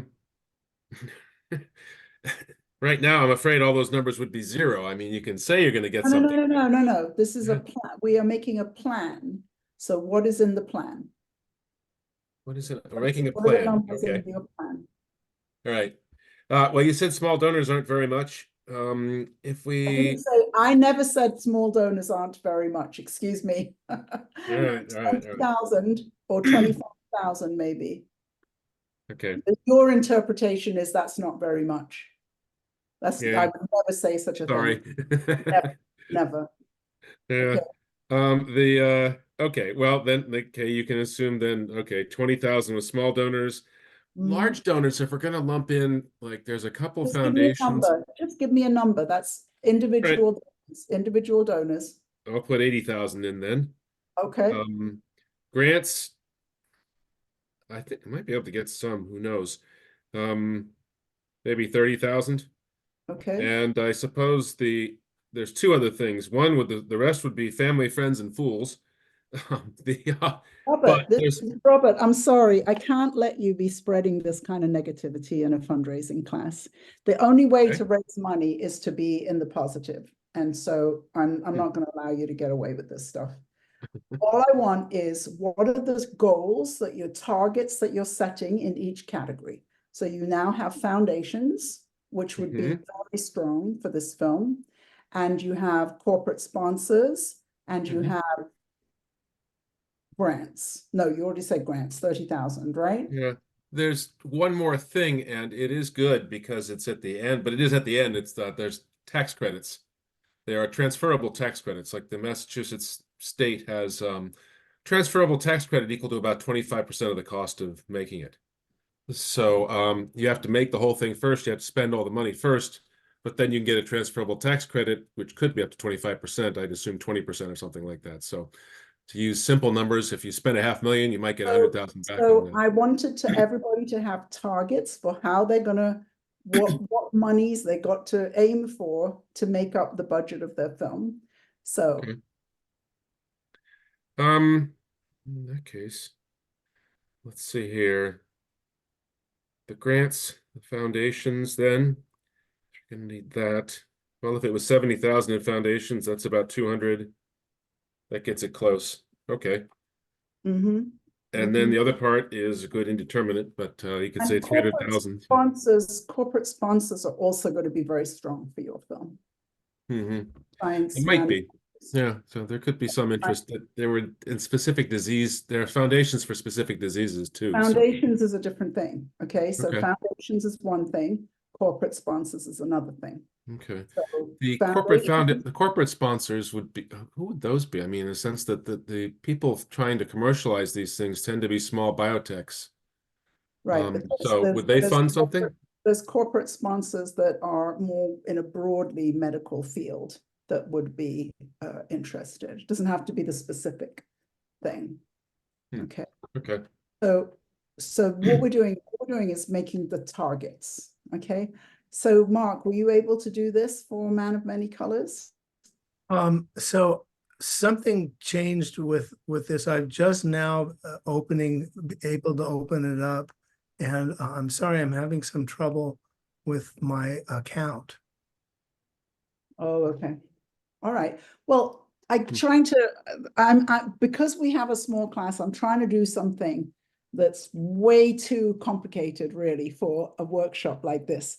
But what I'm saying is that in order to make your film, you need to have targets in a variety of different areas of fundraising.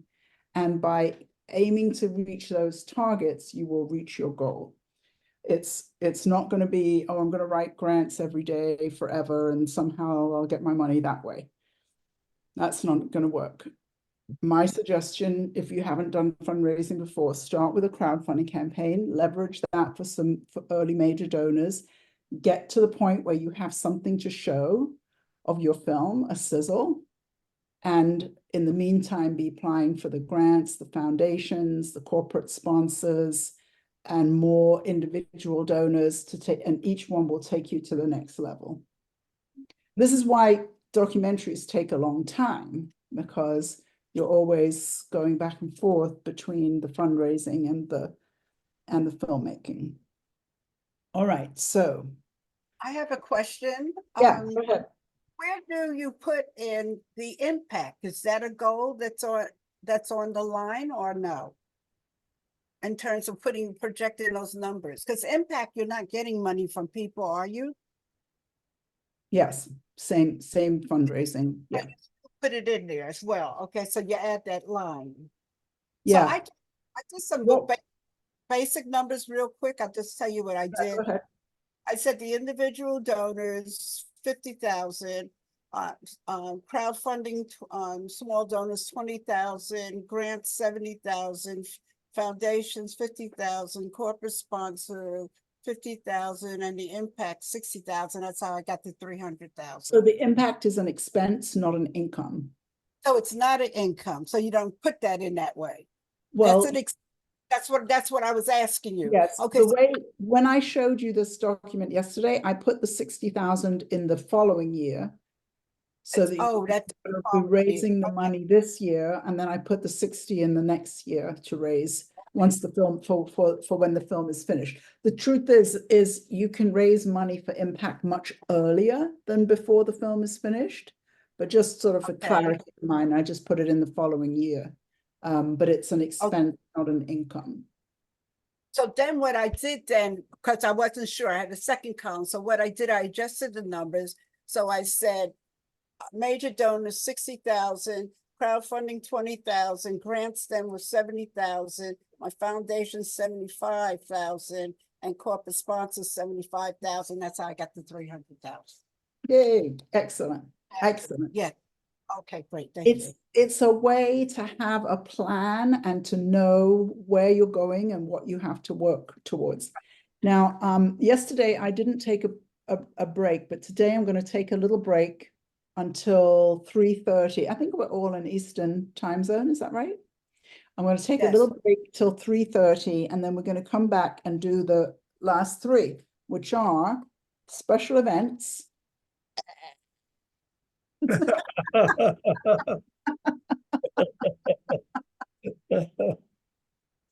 I'll tell you why I hate special events. You don't have to. You don't have to hate special events, but I hate special events. Corporate sponsorship and sales and distribution, which I decided not to include in the budget because most of you are not at a stage in your filmmaking. Like Andrea is getting upfront money for her film from sales and distribution. But, we're not here in this group, we're not really at a point of being able to get upfront money for a film in sales and distribution, but it's something we have to think about. All right, so we're going to come back at 3:30, and I'm just going to microwave my coffee. Come back. All right, we'll be back at 3:30. See you then.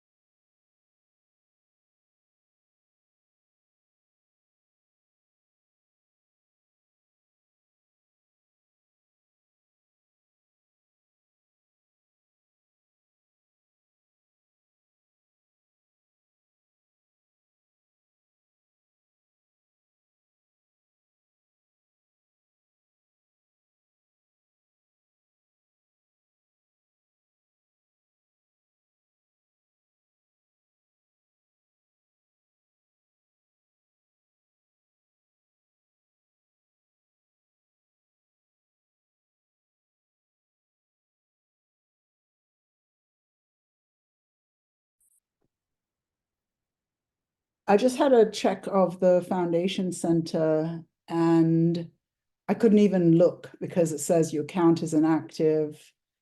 And so I couldn't even, show you how to find anything because they don't let you in. They won't let me back in unless I pay whatever the monthly fee is now, which has become very high. So I won't use it unless I'm working on a project. All right, so the next way of fundraising is special events. I've never done that before where I went, but that's exactly how I feel about fundraising special events. And the reason I feel like that, because my attitude is not necessarily the correct attitude. And as I just said, in fundraising, you have to be super, super, super positive in everything you're doing in fundraising.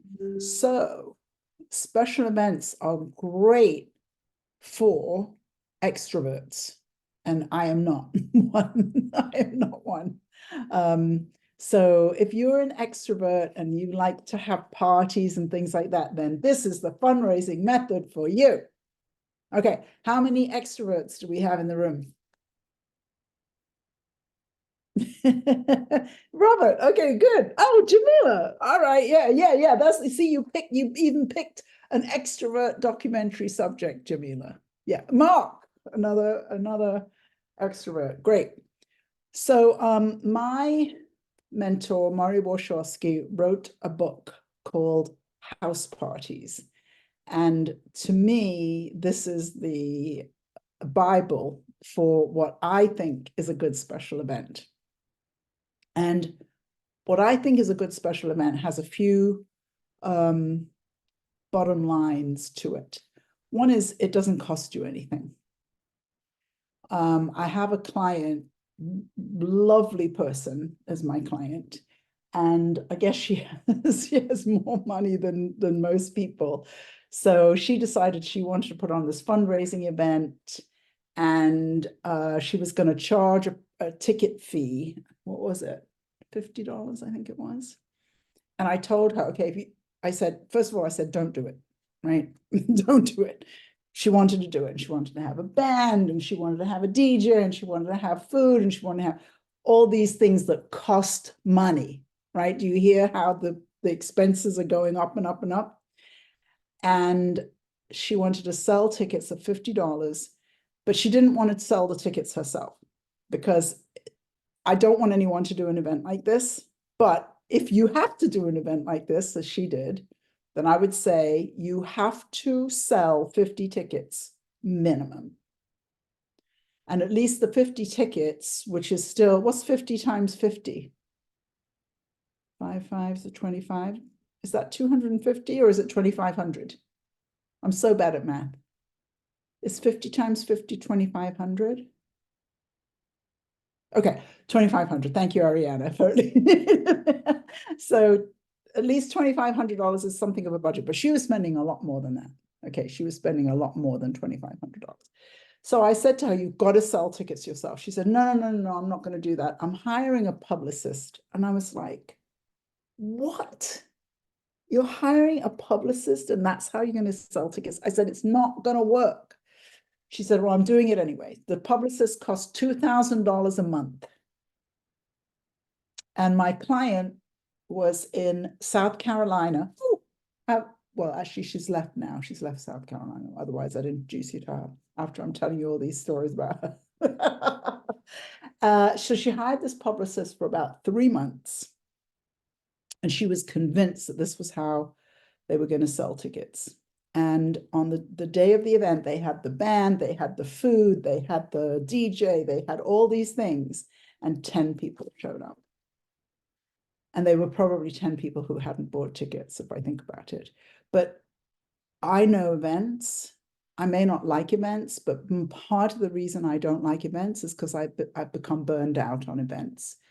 Over a couple of years of my life, I did something like 300 events at one point. I ran the opening night event for Art Basel, which we just had here in Miami. I didn't even go to Art Basel. But when when you're an introvert, because maybe extroverts, they thrive on this stuff. But, for 2 years in a row, I put together a party where several thousand people came, and I had a volunteer, the army that I trained and all of this stuff, I never want to go to one again. That's how I feel about it. But I also know what doesn't work.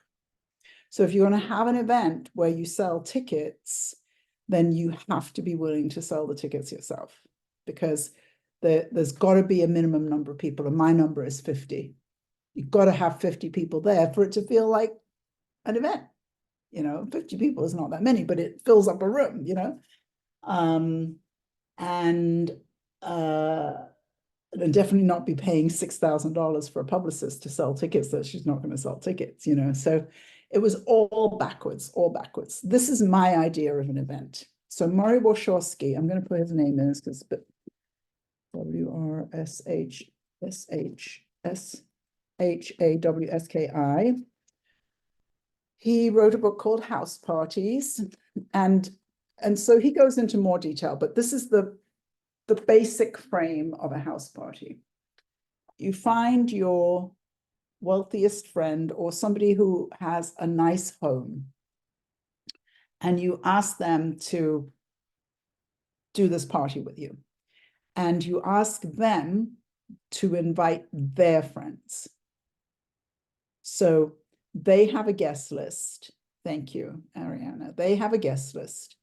They invite their friends, and you make it something like a cocktail reception, maybe from 5 to 6:30, something very defined, very narrowly defined, not 6 to 11 o'clock. So it's something like 5 o'clock to 6:30. So people will go and eat dinner afterwards, right? But they come to the event and maybe there's wine and cheese, something like that. Now, if you can ask your friend to provide the wine and cheese, they can do that. If not, that'll be your one expense, will be the wine and cheese. But if your friend, the hostess, and one of the most successful times I ever did anything like this, it wasn't exactly a house party, but I was working for the YMCA in San Francisco, and there was this board member there, and she had been at every board meeting that I was at for years. And she had been at every board meeting for, I don't know, something like 15, 20 years before that. And she never said a word. She was a Japanese-American woman, Hawaiian Japanese-American woman. Very, very quiet. And she never said a word at the board meeting. But we had a kitchen there, and she would come a couple of hours early to the board meeting, and she would make muffins, and she would serve muffins at every single board meeting. And so I observed this lady who never said a word, always made muffins. So one day I said to her, we have a new initiative, which I started, which was to expand the board. I said, would you be willing to host an event where we can invite new potential board members? She was so excited. In the 25 years she had been on the board, and she gave $25,000 a year as her gift to the YMCA, nobody had ever asked her to do an event. It was pretty clear from me watching her her thing about making muffins was that she loved to feed people and entertain. Doesn't that make sense? But nobody had said anything to her before. So then I said, okay, we're having another event. I can't remember what the other event was now. Maybe it was more like a house party. She said yes again. She was in. She was so excited. So she and I built a little bit of a relationship. So I asked her if she would give a gift to our capital campaign, and she said, yes, I'll give $1 million. Nobody had ever asked her. And my boss was so shocked because she thought of her as somebody who gave $25,000, which in my opinion is a lot of money. If somebody is giving $25,000 a year, that's a lot of money. And I don't teach planned giving to filmmakers. Planned giving is where you leave money in your estate. But at a certain point in my career, I really was going to go into planned giving. I loved planned giving. And one of the things that I learned is that planned gifts, the majority of planned gifts don't necessarily come from the super wealthy. They come from the person who gives $20 a year to the organization, year in, year out, year in, year out, for 20, 30, 40 years. And then they leave money in their will to the organization. Anyway, she ended up giving a gift of $1 million. And I got that from observing that she liked to entertain, which I don't. So maybe that's why I noticed, because she obviously liked that, and that was fun for her. So choose a friend who has a nice home, maybe nicer than yours, and let them entertain. And that's why I say usually they'll be the ones to pay for the wine and cheese or whatever it is you're having. So, okay, so they invite their friends, and in the invitation, these are just some of the basic rules. You can read the book, but the basic rules. In the invitation, it says, You're invited to the home of so-and-so to a fundraiser for your film. Okay? So let's say they send the invitation out to 100 people and 20 people come. So you have 20 people at the party, they're eating their wine and cheese, started at 5, it finishes at 6:30. So people mingle, mingle, mingle, and at 6 o'clock, you make a presentation for about 10 minutes, max. And that presentation could be verbal, if you're where Felicia is with her film, where she doesn't have any footage yet, or it could include up to a 5-minute sizzle. So you do your 10-minute presentation, and then either you ask for money, or your host asks for money, or a third party asks for money. I did this right before COVID, I did this for a friend of mine. I was the one who made the ask, but I had put her through all of the other rules. We organized it in about 2 days, but we raised some money at the event. But the idea is that those 20 people who have come knowing it's a fundraiser. So my client who charged the $50, it's always a mistake to think you're going to raise the money by selling tickets, especially if you're not willing to sell them. But if you're going to raise money by asking people for money, then the way to do it is to invite people to a fundraiser, not to say, come to a party and then surprise them with an ask. Does that make sense? Yeah. So the 20 people in the room are most likely to give money because they self-selected themselves to come to a fundraiser. And when I used to bring Mario Warshawski to the Alliance Cinema to teach classes, he told a story about somebody who, they had their friend do this. The friend invited their friends, not your friends, their friends. Again, we're looking to build our network. We're looking to build our fundraising capacity. Okay, so we now add 20 people to our fundraising network who have already self-selected themselves to be willing to give money. And he said, out of the 20 people who came, 19 gave $10,000, $190,000 in one night at one event. 19 of them. What happened to the other one? But I never forgot that story. 19 people gave $10,000. So I had a client who was very successful in real estate, and she loved this idea about the house parties. And she did a lot of traveling. And she was like, oh, I can do one here, and I can do one there, and I can do one here, and I can do, but if you're an extrovert and you like parties and you like socializing, I really recommend house parties. But the way I think of a fundraising event is it doesn't cost any money. And so any money that you make is a positive. Once people start wanting to spend money for special events, I don't like it anymore. And like my client that I told you the story, people can really get caught up in spending money. And I've just been, I'm telling you, I've been to hundreds and hundreds of fundraising events. And house parties to me are the primo way of doing it. And I'll show up in my frock to anybody's party. I'll do the ask. I don't mind any of that. I just don't want to be spending money and having people ask me what color the napkins are. I hate all of that stuff. Hate it, hate it, hate it. But if you like it, use these strategies that I'm talking about to make sure that you're not spending money and that you're actually raising money. And then the other piece of it is you want to set up systems. This is all just logistics stuff, but you want to set up systems so that those 20 people become your 20 people. So you have their email address, you have their phone number, those kind of things from the house party. Who's going to do a house party? Mark. Robert says no. Nobody else is going to do a house party?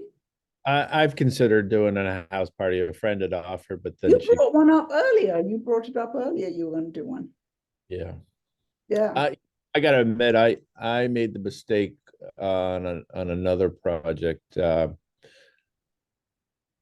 had raised some money and I spent way too much on the food and everything. We hosted it at it was called the Palace Theater downtown, invited the mayor and Kodak, and they were, it was way too much. The whole bill was like $5,000, way too much. Did we get investors? Yes, but it was just I had so much food left over. Yeah. That's another thing. Probably could have done it for 500 or 1,000 easily.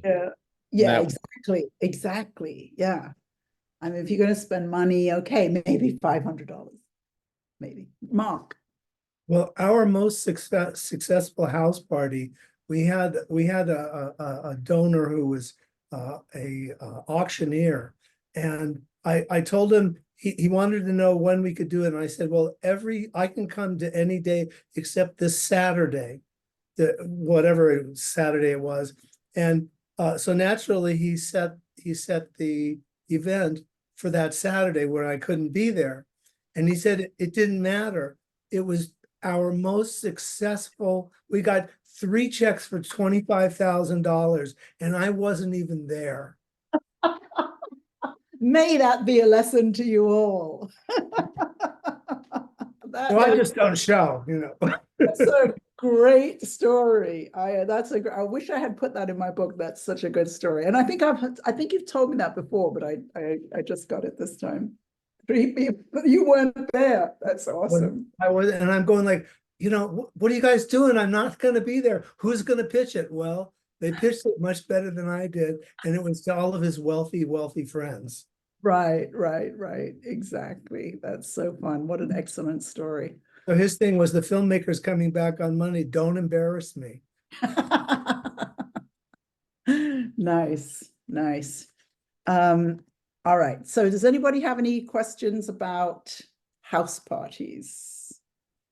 I don't have any questions, but I'm just gonna say my real day job is I do high level event production. No. It made me cringe at first because I'd rather do big stuff than small because I am an introvert too. But Mark's story just gave me inspiration to throw that idea out the window, that it's not that hard and that let somebody else do it. Right. Especially if it's the person that invites the people. The person that's inviting them, if they're doing the ask, it's good. All right. So that's great, Felicia, that you do that. That's awesome. Those are some good skills. So given that you have those skills, why are you not like, yeah, I'm going to do a house party? Why? Oh, because just like you said, I'm an introvert, and it's why I am an event producer, because I can stay behind the scenes. It's why I got my master's in producing, film and video as well. Yes. I like being in the background more than in the front. But that I didn't think that, well, I can put it together, but have somebody else do the ask and be like the master of ceremony, so to speak. Yeah. And I mean, if you have an hour-and-a-half event and you have a 10-minute presentation and 5 of it is footage, it's, I can do that all day. I mean, I can do a 5-minute presentation, so I would say that does work for introverts to do that. Yeah. But again, very narrowly defined event, an hour and a half. Okay, read the book. It's very good. It's very clear. It's very straightforward. Oh, I just found something I wanted to show you all. All right, so the next one is corporate sponsorship. And the biggest, so every way of fundraising, there's a different approach. So if you're talking to individuals, you're appealing to their interest in a particular cause. Like the story I told you about the Japanese board member. Japanese American board member. You know, I just watched her probably for like a year, and I was like, why does she not say anything? Why does she always have muffins? Why does she? I was just curious, you know, about her, and hit on something that really enlivened her and lit her up, you know. With a foundation, they have very clear goals that they want to benefit the community with. They have a portfolio of what they give to. Very clear, and you can research that about every foundation. You don't have to be in the dark about it. You don't have to speak to the foundations that take care of people with cancer. You don't have to speak to when you're making a movie about Cuban percussionists, right? So, but when it comes to corporate and grants, the same thing. They're trying to build up the community. You know, they're trying to build the arts in the community, support the artists in the community. When it comes to corporate sponsors, there's a very different thing. And I think I mentioned this yesterday, but anyway, so when you're going to a corporate sponsor, what you really want to be able to show them is how many people they're going to be able to reach with their sponsorship. And this is why I was saying, when you're on your first film or so, and when I think even about Andrea and Thomas, it's not like they're getting corporate sponsors, by the way, even though they're way down the road. And even though their projects are on PBS, but that's because they're missing the opportunity to what I call sell their spots, like Mark has done. But corporate sponsors want to know that we're getting their products in front of eyeballs. Okay, so a corporate sponsorship approach has to be a little bit different. So I'm just going to show you, I have what I usually do is I teach filmmakers how to raise money, but I also do fundraising. And I was hired by this nonprofit called Catchlight, and they give fellowships to photographers who are working in kind of the social justice arena. And they were a $1.2 million organization when they hired me. And in 3 months, we raised $2.2 million. So it was pretty mind-blowing, and they've rocketed to being one of the #1 organizations in the country. Now they get a $3 million grant here, a $3 million grant there. It's unbelievable. And it was because when I started working with them, I knew that they gave fellowships to to photographers. And that's nice. I mean, doesn't that sound nice? We're an organization that gives fellowships to photographers. That's really cute. But it wasn't until I started working with them that I got the real idea of what they really did. And their messaging did not present that at all. And so when I started working with them, I said, this is not what we're going to talk about. We're going to talk about this other thing. And so they're not getting funded anymore to give fellowships to photographers. They're getting millions of dollars to help democracy by saving local news. Now, that is a completely different mission, but it was the mission they were doing. It's just not the mission that they were talking about. Right? So I went in and I said, well, we're not going to, this is what we're going to say. And one of the first things that I did with them was I created this corporate pitch deck. So I'm going to show it to you. Now, they have really wonderful images because they support photographers. So don't try and think you're going to make anything that's going to look this good, but I'm just showing you the kind of thing. So their values are inform, connect, transform, Catchlight. Our mission, we leverage the power of visual storytelling to inform, connect, and transform communities. Now, that was the mission, actually, when I met them. But when they talked about the organization and giving fellowships to photographers, it didn't express that mission. So I wanted to make sure we were expressing that mission, which is to inform, connect, and transform communities, right? So the next page, this is the executive director, and they knew the people who they were going to speak to. This was for Fuji, and they already worked with Fuji, and Fuji gave them product every year for a big event that they do. So she wrote a letter, Diane, Victor, and Leanne, to the people that she was going to be having the meeting with. And then during the meeting, they would go through this pitch deck. So the next slide is core competencies: investing, convening, educating. This was the part that they had never put together before they met me. So the audience, what did I just say? The corporation wants to know how many people are seeing this, whatever we're doing. And they had never put a list together. And so each week they would find something else. They were like, well, you know, we've trained 400 to 500 people. I'm like, put it in there, you know.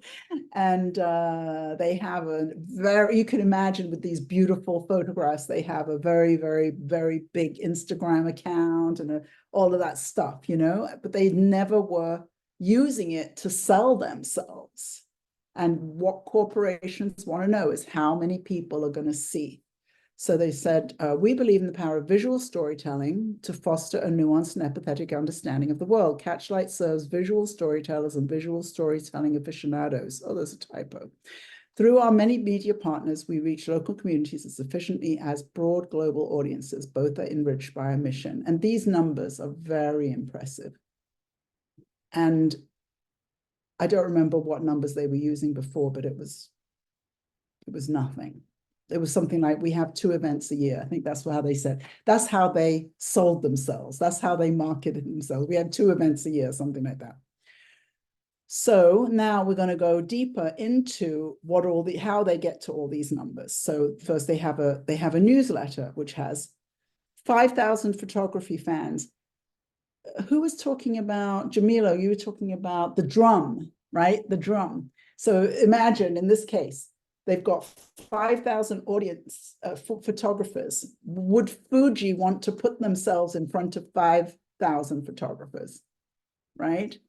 So content, behind the lens series, different things. Okay, our digital community, social media.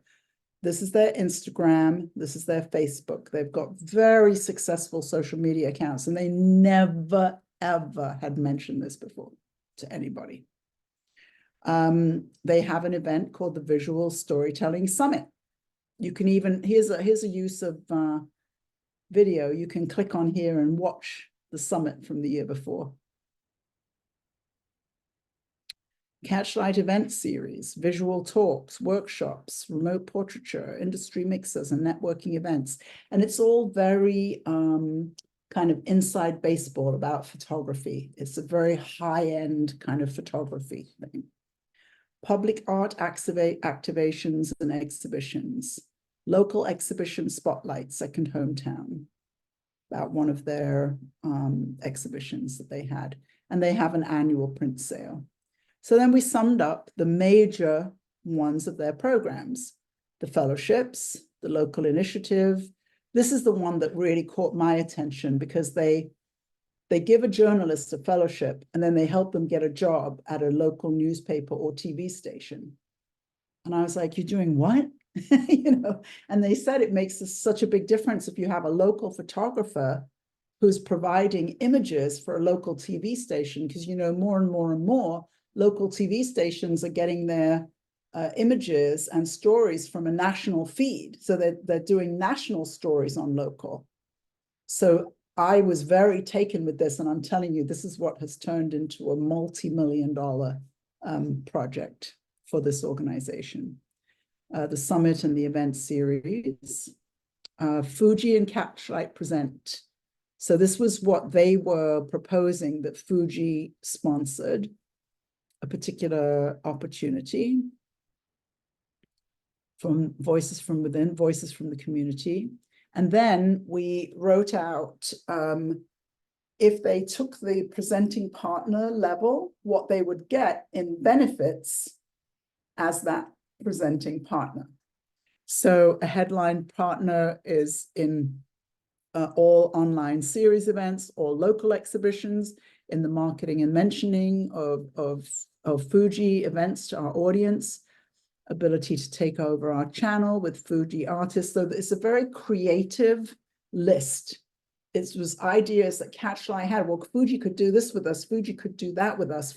And they gave all these opportunities for how Fuji is going to look great.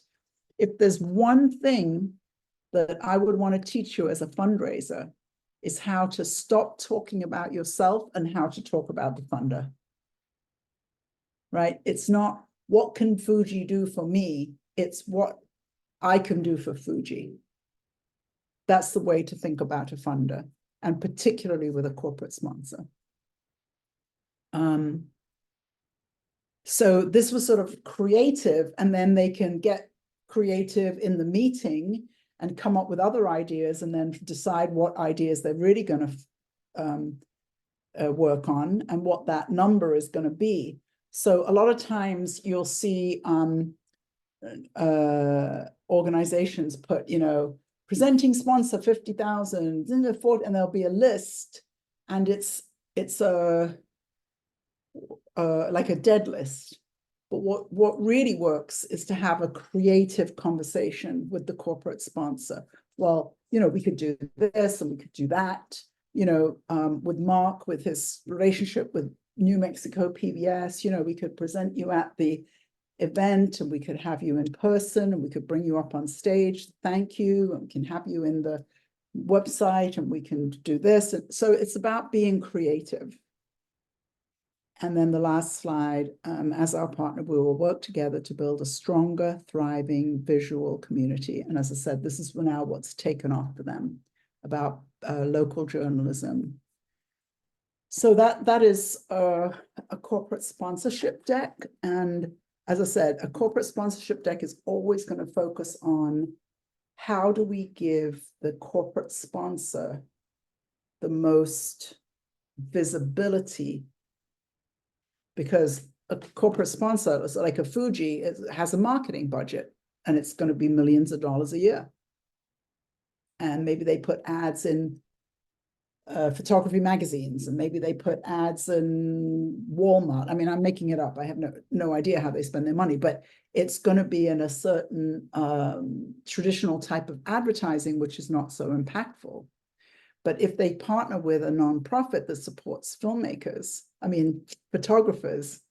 and they can show how their products are valuable to photographers, that's going to be some really great marketing for them. Yes, Mark. So I just wanted to share that we had some difficulty initially getting underwriters. And so what we did was we hired a station relations manager to launch 2 campaigns. And so we went from over a 6-year period having 200 broadcasts to hiring someone to work and support this with PBS. And we got in a 9-month period, we got 1,200 broadcasts nationwide.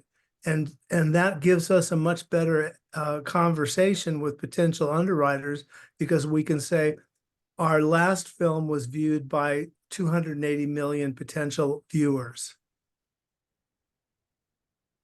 And so now when you go for your next film, and you can give those kind of numbers, right? Yeah. And we also have, we didn't make as much money, but the people that we got to underwrite us, that each got a 30-second spot, are thrilled. That's fantastic. And Yeah. who were those underwriters that you got? Well, Tourism Santa Fe, and our film is all about the region. It's really a love letter about New Mexico. And then the Hotel Santa Fe. So we've got this great film that's about this destination, and then we're sponsored by the people that promote the tourism and by the people that you want to stay with. Right, it's very good.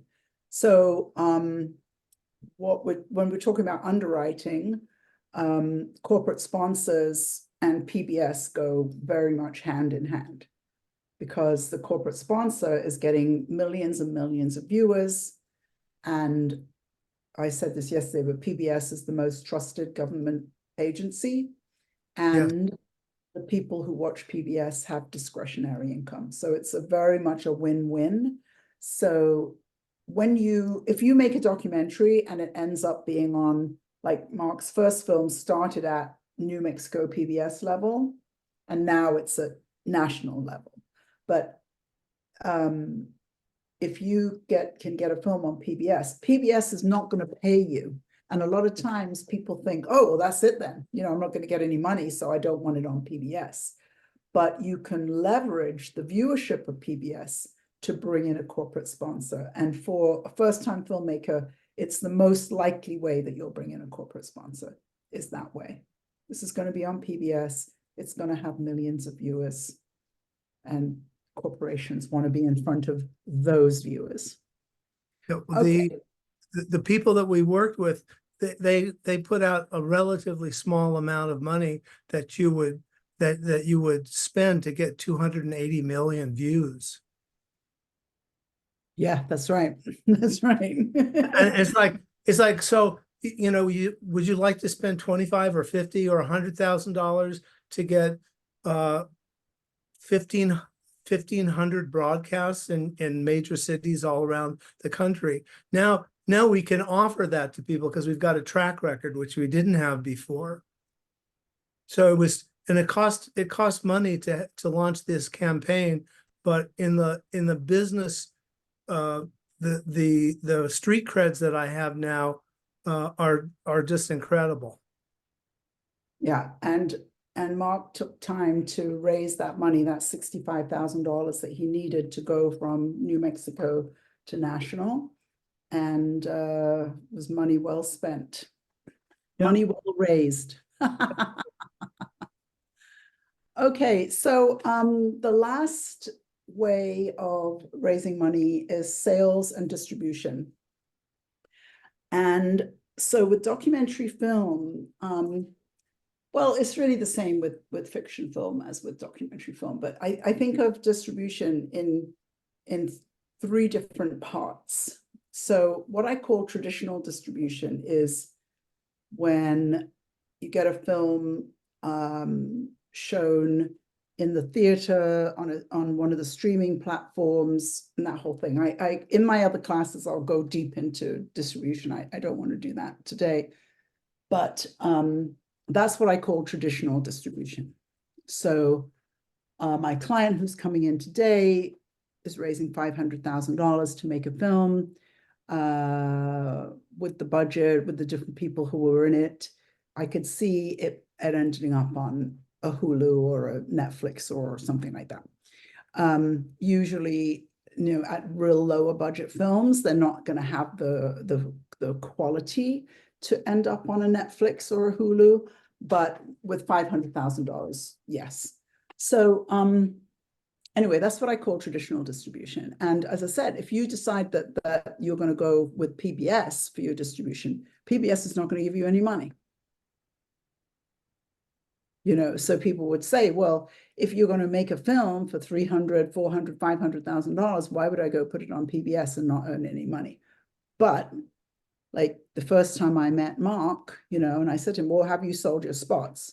What was the technical word for the spots? Mark? Underwriter spots. Underwriter spot. Oh, okay. So I said to Mark, have you sold your 2 spots? Mm-hmm. And he said, what spots? What are you talking about? So most people don't realize that the way you monetize your film with PBS is you get underwriting for your spots. You can actually have 2 15-minute spots at the beginning, 2 15-minute spots at the end, or one. Second. Actually, we have 2 30-second spots at the beginning of the film. So it's 2 spots. Yeah, Yeah, but I've seen it where they have 5 10-second spots. Oh, okay. So anyway, it's monetizable, is what I'm saying. It's monetizable, and it's monetizable because of the PBS audience. And you get to keep all this money. If you underwrite it, you don't have to give that money to PBS. So you know, as much money as you can raise, you get to keep. Yes, so that is one form of distribution, and I think of that as traditional distribution.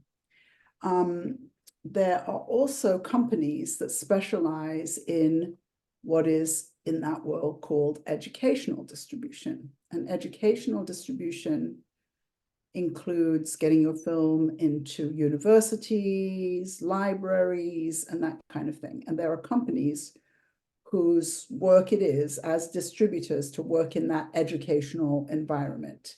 One company is called Canopy with a K. So that's what's traditionally called educational distribution. But then there's this other kind of distribution that I was talking about yesterday.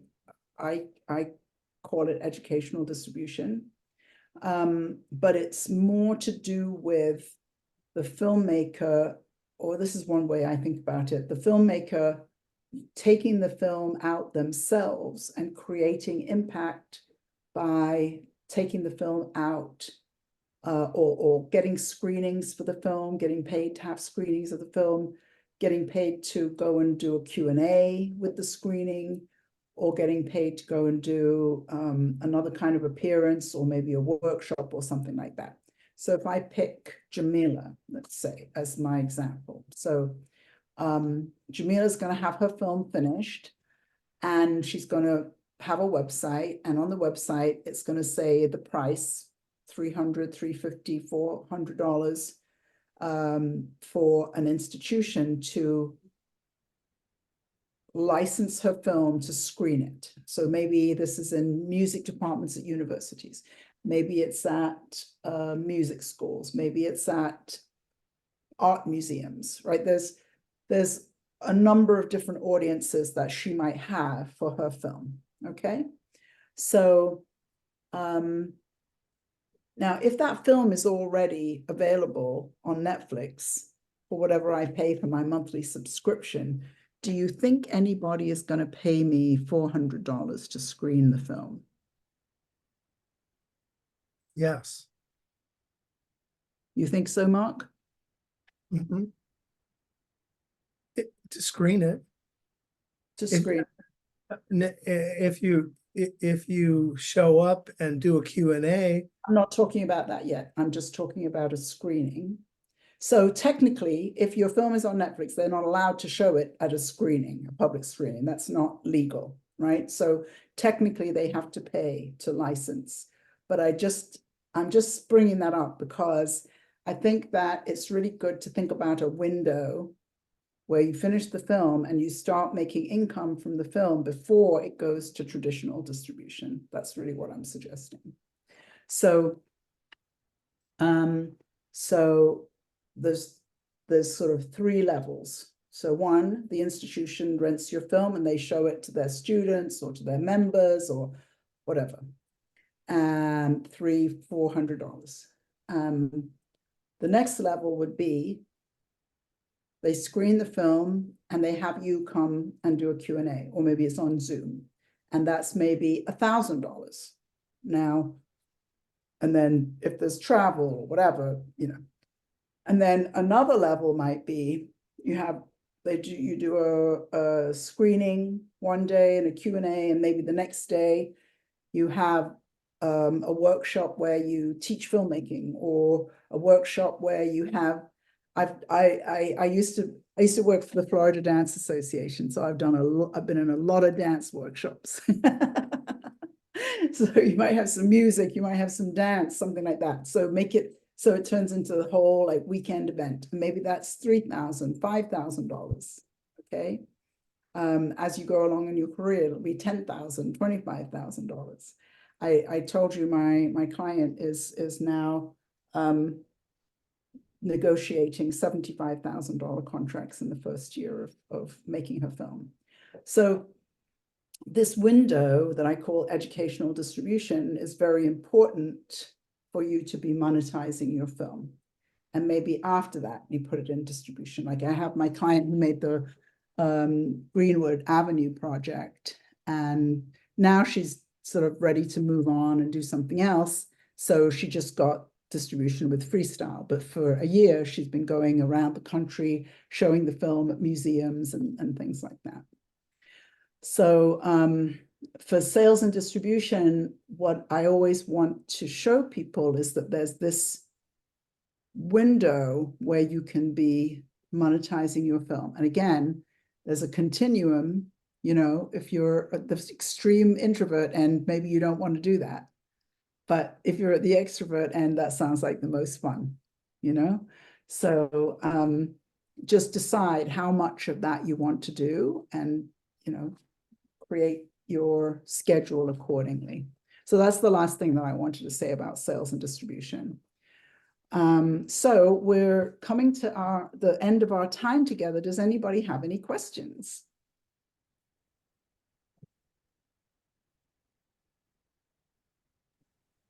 Can you just repeat the 7 banners? Because I got 6. The 7 things that. It's probably that you didn't divide. I divide individual donors into 2 types, small donors and major donors. Okay. I see them as being 2 different approaches. So individuals small, individuals major, foundations, grants, special events, corporate sponsorship, sales and distribution. Thank you. Yeah, but because the approach is so different between small donors with a crowdfunding campaign and major donors, I think of them as separate, but to do them both. So I know Ariana has put it into the chat many, many times, but I would love to talk to you about working together with you and helping you become excellent fundraisers. I love fundraising and I love to pass on my knowledge so that you can become good at fundraising.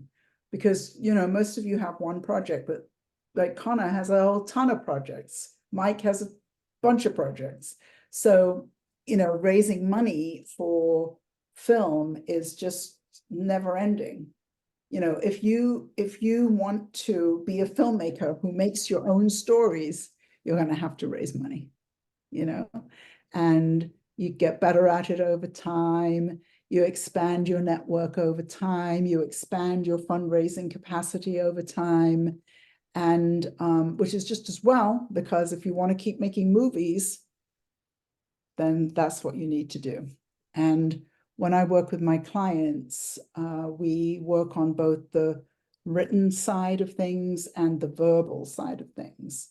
And I'm very, very good at training my clients in their verbal pitching. And I believe the verbal pitch is the most important skill that any filmmaker has in the 21st century, the verbal pitch. And I did a little demo yesterday using Mike's film of the way that actually filmmakers, when I did the sort of the not so good version and the good version, the not so good version is still way better than most filmmakers pitch. You know, the way most filmmakers pitch is you say, well, what's your film about? And they're like, I've got my log line somewhere here. Let me look it up. It's somewhere. That's how most filmmakers sound. And then they never mention anything about money. So it's a disaster. Basically, it's a complete disaster. And that's not how my clients sound. That's not how my clients sound when they're talking about their films. And they can ask for money and we practice it because people have a lot of, I call it money shit. People have money shit. So we practice it and we practice it together in a group like this size. And we get really good at it and then take the show on the road. And then I like to coach my clients around the actual conversations that they're having. Like my client this week, Lawrence, you know, he's on Sunday, he's going to meet with his investor, you know, so we've practiced. It's great. His pitch is great. The pitch deck is great. He'll present the pitch deck and then he can tell me how the conversation goes and then I'll coach him around that. So yeah, I would love to work with you. You all have fabulous projects that would be great to get out there into the world because as I said, my mission is to ensure that every filmmaker has the life-affirming capacity to tell their stories excellently and to all the right people. And I hope one of the things that you can see is that each of you has an audience that's completely different from everybody else's audience. Completely different. And so the work of building your film to speak to that audience, like the Andrea's film, A Capital Case, that's going to be a real challenge.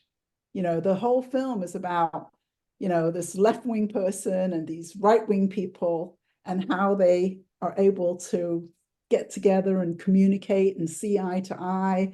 And that's going to be super challenging to bring the audience she wants to get to the film, because we know the divisions in our country. But that's the point of making the film, is to try to bring people together to actually be able to talk. And so all of you have your audiences for your films, and the verbal pitch, the written for the crowdfunding, the grants, all of that is just honing, making your film better, making your film better, making your pitch better, making your ask better, so that people actually respond and take action. So we work on that. And I would love to help you become excellent fundraisers. And please sign up for a Filmmaker Success Breakthrough session on my calendar. I just realized, are we using the new calendar, Ariana? You must have the new calendar link. Yes, okay, great. Go ahead, Mike. So tomorrow morning at 8 a.m. Right after this, I'm going to be hopping in a car in a half hour. I'm going to drive 2 hours to Springfield, Mass, to the Basketball Hall of Fame Classic, where my school will take on Florida Atlantic. Tomorrow morning, I'll be interviewing someone I've been trying to get in front of the camera for 2 years. He's an alumni. He's the top dog at ESPN. His name is Rouge. He is their $7 million guy. He happens to be a graduate of Bonnie's. He cares a lot about the school. I got an hour and maybe 60, 75 minutes scheduled. He knows I need money. He knows he can pull strings. He can put my documentary, I'm told he has the ability to put it on ESPN if he wanted to do this. He loves our school. It's got a great journalism school. When I say he's a $7 million man, that's how much he makes every year. How is the best use of my time to not put him on the spot, but maybe put him on the spot? Or what's my best course in terms of follow-up with him after that moment of his giving me time in front of the camera?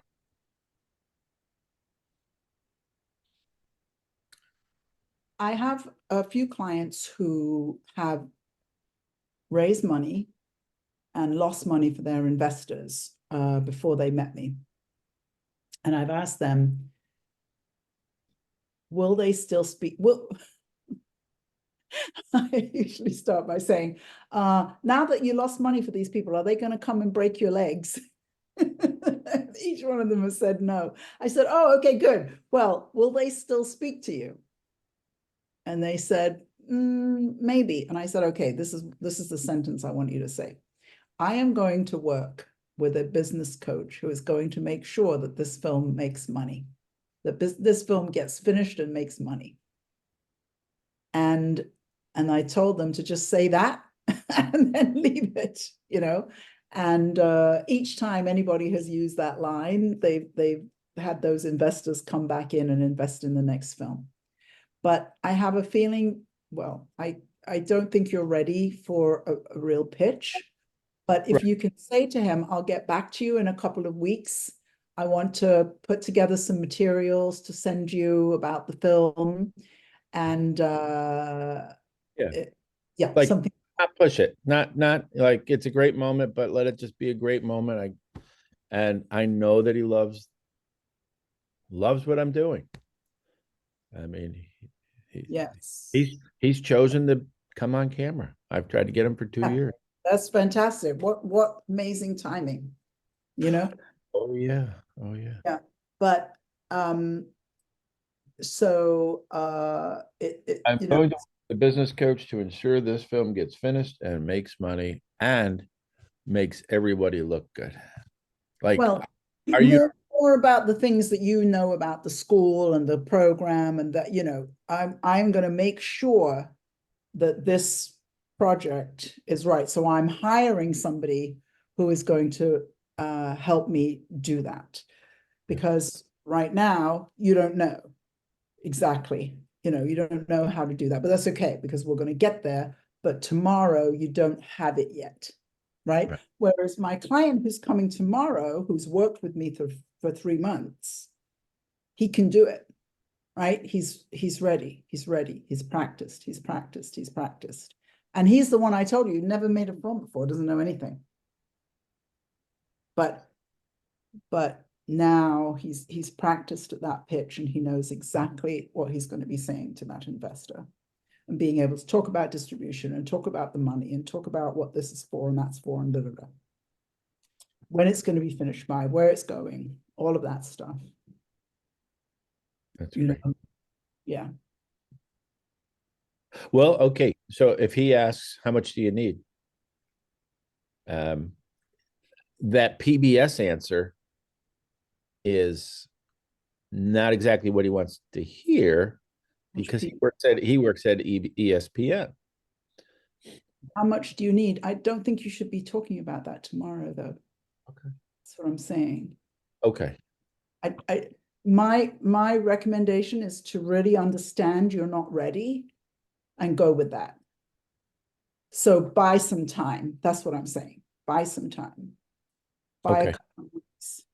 Say, you know, once I get all this footage in, you know, make something up. Once I get all this footage and get myself sorted, I'd like to come back to you in a couple of weeks and talk to you about the future of this film.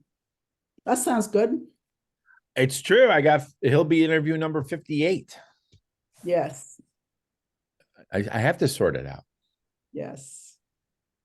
So, oh, look at that. Ariana knows when my next workshop is, January the 22nd. Money Mindset, Financial Plan for the Filmmaker. And there's the Filmmaker Success Breakthrough Session. So that's the one to talk to me about working with me, and we'll go through what that will look like, how much it costs, all of that stuff. And yeah, those are actually my favorite conversations, because after that conversation, I was telling Marco Robinson this on my podcast, that when somebody tells me about their project, I see this thing up in the right-hand corner of my mind, and I start seeing the income for the project. And that's why we set those targets today, right? We set the targets for the income in the various areas. But that's what I see when I hear a project. So we'll get more into your film. But you know, I'm as I said, my superpower is fundraising. I download as much as I possibly can into my clients so that they can fundraise for their movies. And I look forward to talking to you and to working together. We have a lot of fun. So if anyone has a last question, I'm not rushing off, but I just want to say thank you for providing us with superb, excellent value and pushing our careers to where we want them to go. Thank you so much. Yes. Here. Oh, thank you. Thank you, Joanne. So Very- Tomorrow, Mike. Bye, Thank- Mom. Thank Janine, you. go ahead. I did have just one question. Yes. And it was, I wanted to know if this is, what was it that you call the kind of, investment, investment strategy? What is, what was the one? I forgot what you were calling it. I'm On sorry. the spreadsheet. On the Impact, spreadsheet. impact. Okay, so with Ava, what she's doing with Origin, they're giving out this card, and then on the back, what it says is that this January we want to share Origin with 10,000 young people. Join us and gift $16 for a ticket and digital learning companion to teens across the United States. Is that considered impact? And if I donate my $16, I'm a donor? That's right. Okay. So That's now right. I'm so thrilled that you showed us that card, Jamila, because when I read the article, I thought, well, this film has to have a massive impact campaign, but they didn't mention it in the article. And now you showed me what it is. Okay. So do the math. How much money is that then? So 10,000 by $16 a ticket is $160,000. Yeah, okay. Okay, so that's clear, because when I saw it, I said, what is this? Okay, so now I understand. What I'd also like to say thank you so much, because it's interesting. New York, as large a city is, it's very small and it's very political. And especially if you're either an independent filmmaker or a theater, it's just a bunch of poor people. I mean, nobody has money. So this has given me inspiration that I could go out of those boxes and still develop my strategy and be successful. So And if really, I may say, the box is here. right. All of those beliefs that I got from you yesterday, and everyone I know is poor was your one. Yes. Yeah, everyone I know is poor. So, I mean, everyone I know is poor. I don't know, rich people. But I said, to me, it's not the issue. If I have an excellent project, people are going to want in. If I can pitch my project, people are going to want in.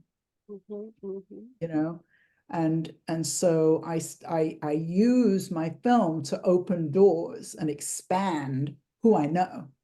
Right. You have, I mean, my God, actually, I didn't even think about this, but I often use Miami as an example. But if I have a Cuban thing, you know how many Cubans there are in Miami? Yeah. I can set up a stall on 8th Street and sell hundreds of copies of my film and raise money and just like, oh, it's Cuban. So, there's an audience for all of your projects, and they're all different audiences, right? And so the core audience is the funder. That's the core audience. But and there are plenty of people other than Cubans who love Cuban music. I'm not even saying that. I'm just saying my father, he just died, he was Trinidadian, and he taught me such a fundamental thing. But in Trinidad, the tourism is for locals. Now, if foreigners want to come and have a good time in Trinidad, you're welcome. But the tourism is for locals. And my father was very much part of that whole thing to set that up. And now they have his wife is the director of Citizens of Conservation. They've put together these beautiful homes around the savannah in Trinidad. They're gorgeous. They're all now restored. 20, 30 years ago, I thought they were all going to have to be pulled down. That's how bad they were, and they've learned how to raise money. My father and she and a group of people, they put together the laws to become the National Trust of Trinidad and Tobago. Right? And now I've lost my train of thought why I brought this up. And I really have. I've totally lost my train. Oh, because community first, right? The Cubans in Miami get excited, and then the Trinidadians have the local. So the thing about the Caribbean and a lot of third world countries is that they try and get the money from the foreigners first. you know, and then you end up with a place like Grenada where there's a wall along the whole beach, and only white people are behind the wall with the hotels and the ocean. I mean, it's horrible. Trinidad is not like that. The economy is all based on tourism is for locals first. And of course, their economy is based on oil anyway. But so when I teach my clients about building their funders, we're always going local first, right? So in your case, that's going to be Cuban musicians, maybe, you know, you could really start with making a Cuban outreach campaign, maybe, you know, and maybe it's not Cuban outreach, maybe it's percussionists, you know, but there's some local way of thinking about it, a smaller way of starting your project and then expanding it out. And people are always misunderstanding me. And my client with the Greenwood Avenue project, who just went all over the country with that film, when I first told her and I said, you want to reach the locals first, she just was very resistant to it. No, I want to be national. I thought, we've got to start local first, you know? And then she had this powerful experience of having people tell her, I've never seen myself on screen. That's what happens when you get the local first piece and build on that and build on it and build on it and build on it. Felicia is going to South Carolina. Right? So anyway, this has been super fun. I will never make the mistake again of calling one of my workshops a documentary workshop, because all these people just self-selected themselves out. I've been having too many fiction filmmakers. I have to get it back a little bit in balance and get more documentary filmmakers in. So I'm glad for that reason I did it. And then I got to do some things that I wouldn't normally do in a workshop, like having us, can you get into the Google spreadsheet? Oh, I sent the wrong spreadsheet, all that stuff. So all right, well, I'm gonna go. I'm off to meet my client. And I look forward to speaking to you all. Yeah, please go ahead and set up a time on my calendar, and we'll go from there. All right, have a great weekend, everybody. Bye-bye. Thank you so much, Ariana. You've been fabulous, especially since it was your first time. Who would have known? That's my digital content producing background. Well, Joanne knows, because this is how we met. We met on Family Pictures USA. I was the digital content director. And so it feels really good to be back in the digital space with filmmakers. And Joanne coached me through the whiplash of moving from shorts to feature. It's been such a great learning experience. And it's also been a really great experience to help you with this workshop. So Thank you. I feel like I learned a lot, even in us working together several years ago to now. It's really grown. I'm excited to read the book. It's going to be fun. And I dropped one resource in there for you, Jamila. I was a part of the Bronx Filmmakers when I was based in the Bronx with my film.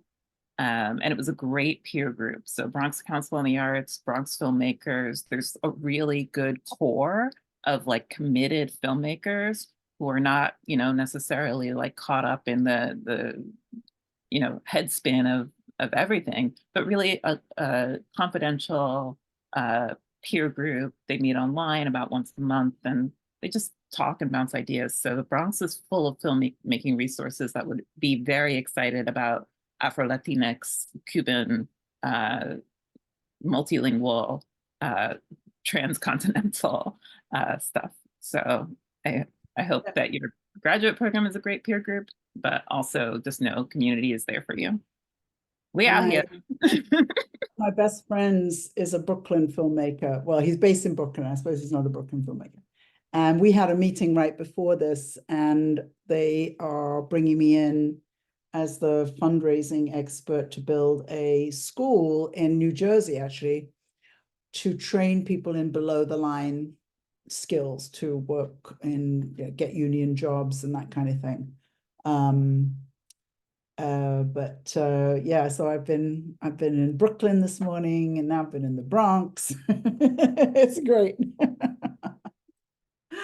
All right, bye, and thank you so much, Ariana. Bye-bye, everybody. Have a great weekend. We We'll talk possibly soon. shared emails with each other to stay in touch at some You know, point. I'll stay on and leave the chat open so that you and Felicia can exchange emails if you so choose. I think Joanne probably needs to get some bio break in. So go ahead and let her go, and I'll No, but stay. if I leave, then Felicia, I'm gonna give you my email. Yeah, Okay. you guys have inspired me to Thank join the WIP again. It's been many years since I worked with women in film. So yeah, I've just been away from New York for a minute, so I'm excited to hear about Okay. your project. And Ariana, what's your last name? Where are you, is it a way to stay in contact with you? Sure. Wait, I'm sending my emails in here. Wait. Yeah. I saved the chat from yesterday, so I think it was in there. It was in there, okay. Yeah, was it the like Pan American? Culture. Yeah, and I wrote it down in my book too. So. Oh, you did, okay, and I'm Pan-African Culture Communications at Yahoo, Okay. so we can stay in touch. And Ariana, what's your last name? My name is Ariana Alexis Anderson, Okay, Ariana Anderson. and I've dropped Okay. my email right here in the chat, and I'm that everywhere. Okay, I'm in the process of rebranding, so my website currently redirects to my LinkedIn, and I'm on the faculty at SUNY Purchase. We have a BFA in film, and so I teach undergraduates in directing. We have a director of photography track and a directing track, and so I teach production. Wonderful. Are you located on the East Coast or the West Coast? I'm on the East Coast. Are you Purchase is a SUNY school. It's one of the few conservatory programs that's provided at very low cost because it's a public institution. Right. I know. Joanne has done workshops for my students as well. Yeah, as one of the guests to help demystify the funding landscape for them. And it's really given them confidence and joy in their projects because they're very much thinking, oh, I just got to get a job. They're not thinking, when am I going to get to make my film? Meanwhile, they have films that they can take out into the world and build community around already because they make 2 short films while they're in our program. So that's good. I have an MBA in media management. I did that 20 years ago. And now I'm just finishing. I've been going crazy. This is my last semester. I've done a 3-year on my MFA in film, cinematography, and directing. Where are you doing your MFA? Through Fairleigh Dickinson University. Oh, okay, cool. So I started through the, it was, during the pandemic, it was an online program. So I started during the pandemic. So it's been 3 years. The problem with cinematography is that you have to have the hands-on. So that's been frustrating. But then I did, I took the initiative and did all my external training through, Area Academy, Alexa, all of that. So I made it very comprehensive. So and I'm down to the wire. This last semester, I had to do 2 marketing reels, and I've just finished. I was up all night and did do my initial working sample about Pedrito. Oh, so okay. I did that last night, which I'm sending him to look at. Yes. Felicia, may I ask how you liked the program at American University? How long ago did you complete the producing program? I think I graduated in 2002. Maybe. Okay, cool. I liked it because it was a weekend program. So I had a full-time job and a part-time job. And then I went to school all day Saturdays. Okay. And I did like it a lot because it was also like a cohort. So it was a group of people that traveled. So it's kind of created a networking environment at the same time. And how's the alumni relations? Like, do you still feel connected to the community there or no? Not really. I mean, I get stuff from the university, but I'm more connected to the University of Maryland and FIT, where I got my associates and my bachelor's. So. Oh, another SUNY. Yep. Definitely. Great. It was such a pleasure to meet you both. I don't want to hold people if they need the bio break, but I really appreciate you sticking around and allowing me to ask some questions about how you're engaged And I think your films are really fantastic ideas. I mean, I love films about history and music and culture. If you do check out my LinkedIn, you'll see that I've worked for the Apollo Theater for a number of years. I did all of the educational media there for a number of years, and also for Carnegie Hall. Oh, definitely link in. Yes, great. Great. So Well, I'm are getting you to my New York neighbors. film and television too? Are you a member Sorry. of NIWIF? Are you a member No, of I haven't. NIWIF? I haven't worked with NIWIF since I was at the Apollo Theater. We did a Okay. program there. We did a number of programs behind the scenes in the entertainment industry. And so NIWIF was a partner for more than one of the professional development programs that we did. I used to do podcasts and Right. audio recordings of our live events so that people could access them online. And it's been at least a decade. I was doing that in 2012, 2014 at the Apollo Theater, but I've continued to work with the Apollo up until very recently, and even through the pandemic, to produce online educational programs such as master classes like this, or panels and things like that. So I would like to see, what's up with NIWIF these days. Right, I haven't been a member for a long time. Yeah. Uh, The both of you, are you both on Facebook and Instagram? Because I'll look for you guys. I have the Messenger, but I don't actually post or engage on Facebook or Instagram outside of, I do it for clients, but I don't do it for myself. Okay, cool. Yeah. Okay, but I that's have- when you. Yeah, I'm on Facebook. I'm on Instagram, but they're under like two different things that you wouldn't be able to find me. So I don't, I'm not that consistent there. So Okay, But I do use Messenger just in case that's a preferred method for people to contact. okay. Yeah, I don't engage on social media for myself. So I'll just send you an email. It's interesting because as a DP, what I would have was just Facebook, and then, but a lot of DPs, I just had to learn how to use Instagram because all the DPs are on there, and Yeah. they'll tell you how you have to contact them. And then Is it- what's interesting, I had to, with the 2 reels that I've done, then a lot of the artists are on there because that's how they're marketing. So I'm just now in the process of learning how to use it, not as a chit chat, but to No, show you my. need it. yeah, very Really? visual. Be very scientific about how to use social media. Yeah, content strategy is worth every penny that you invest time and money into it. Right. It'll pay off. I guarantee it. And even if it doesn't pay off monetarily, the relationships that you're going to be able to build, the visibility that you're going to be able to get. I mean, I remember people used to say, "Oh, well, it's not fair to pay artists in visibility or exposure," and it's like, yeah, exposure you can do for yourself now. So For free, Yeah. you know. Content strategy is worth every penny that Good. of time that you put into it. Let me save the chat. Excellent. Okay. Well, thank you. Yeah, I so got- great meeting you Thank both. you. You too. Okay, we'll be in touch. Thank you so much. This was really good. Awesome. Okay, Thanks. Have bye. a good weekend. Bye. Night.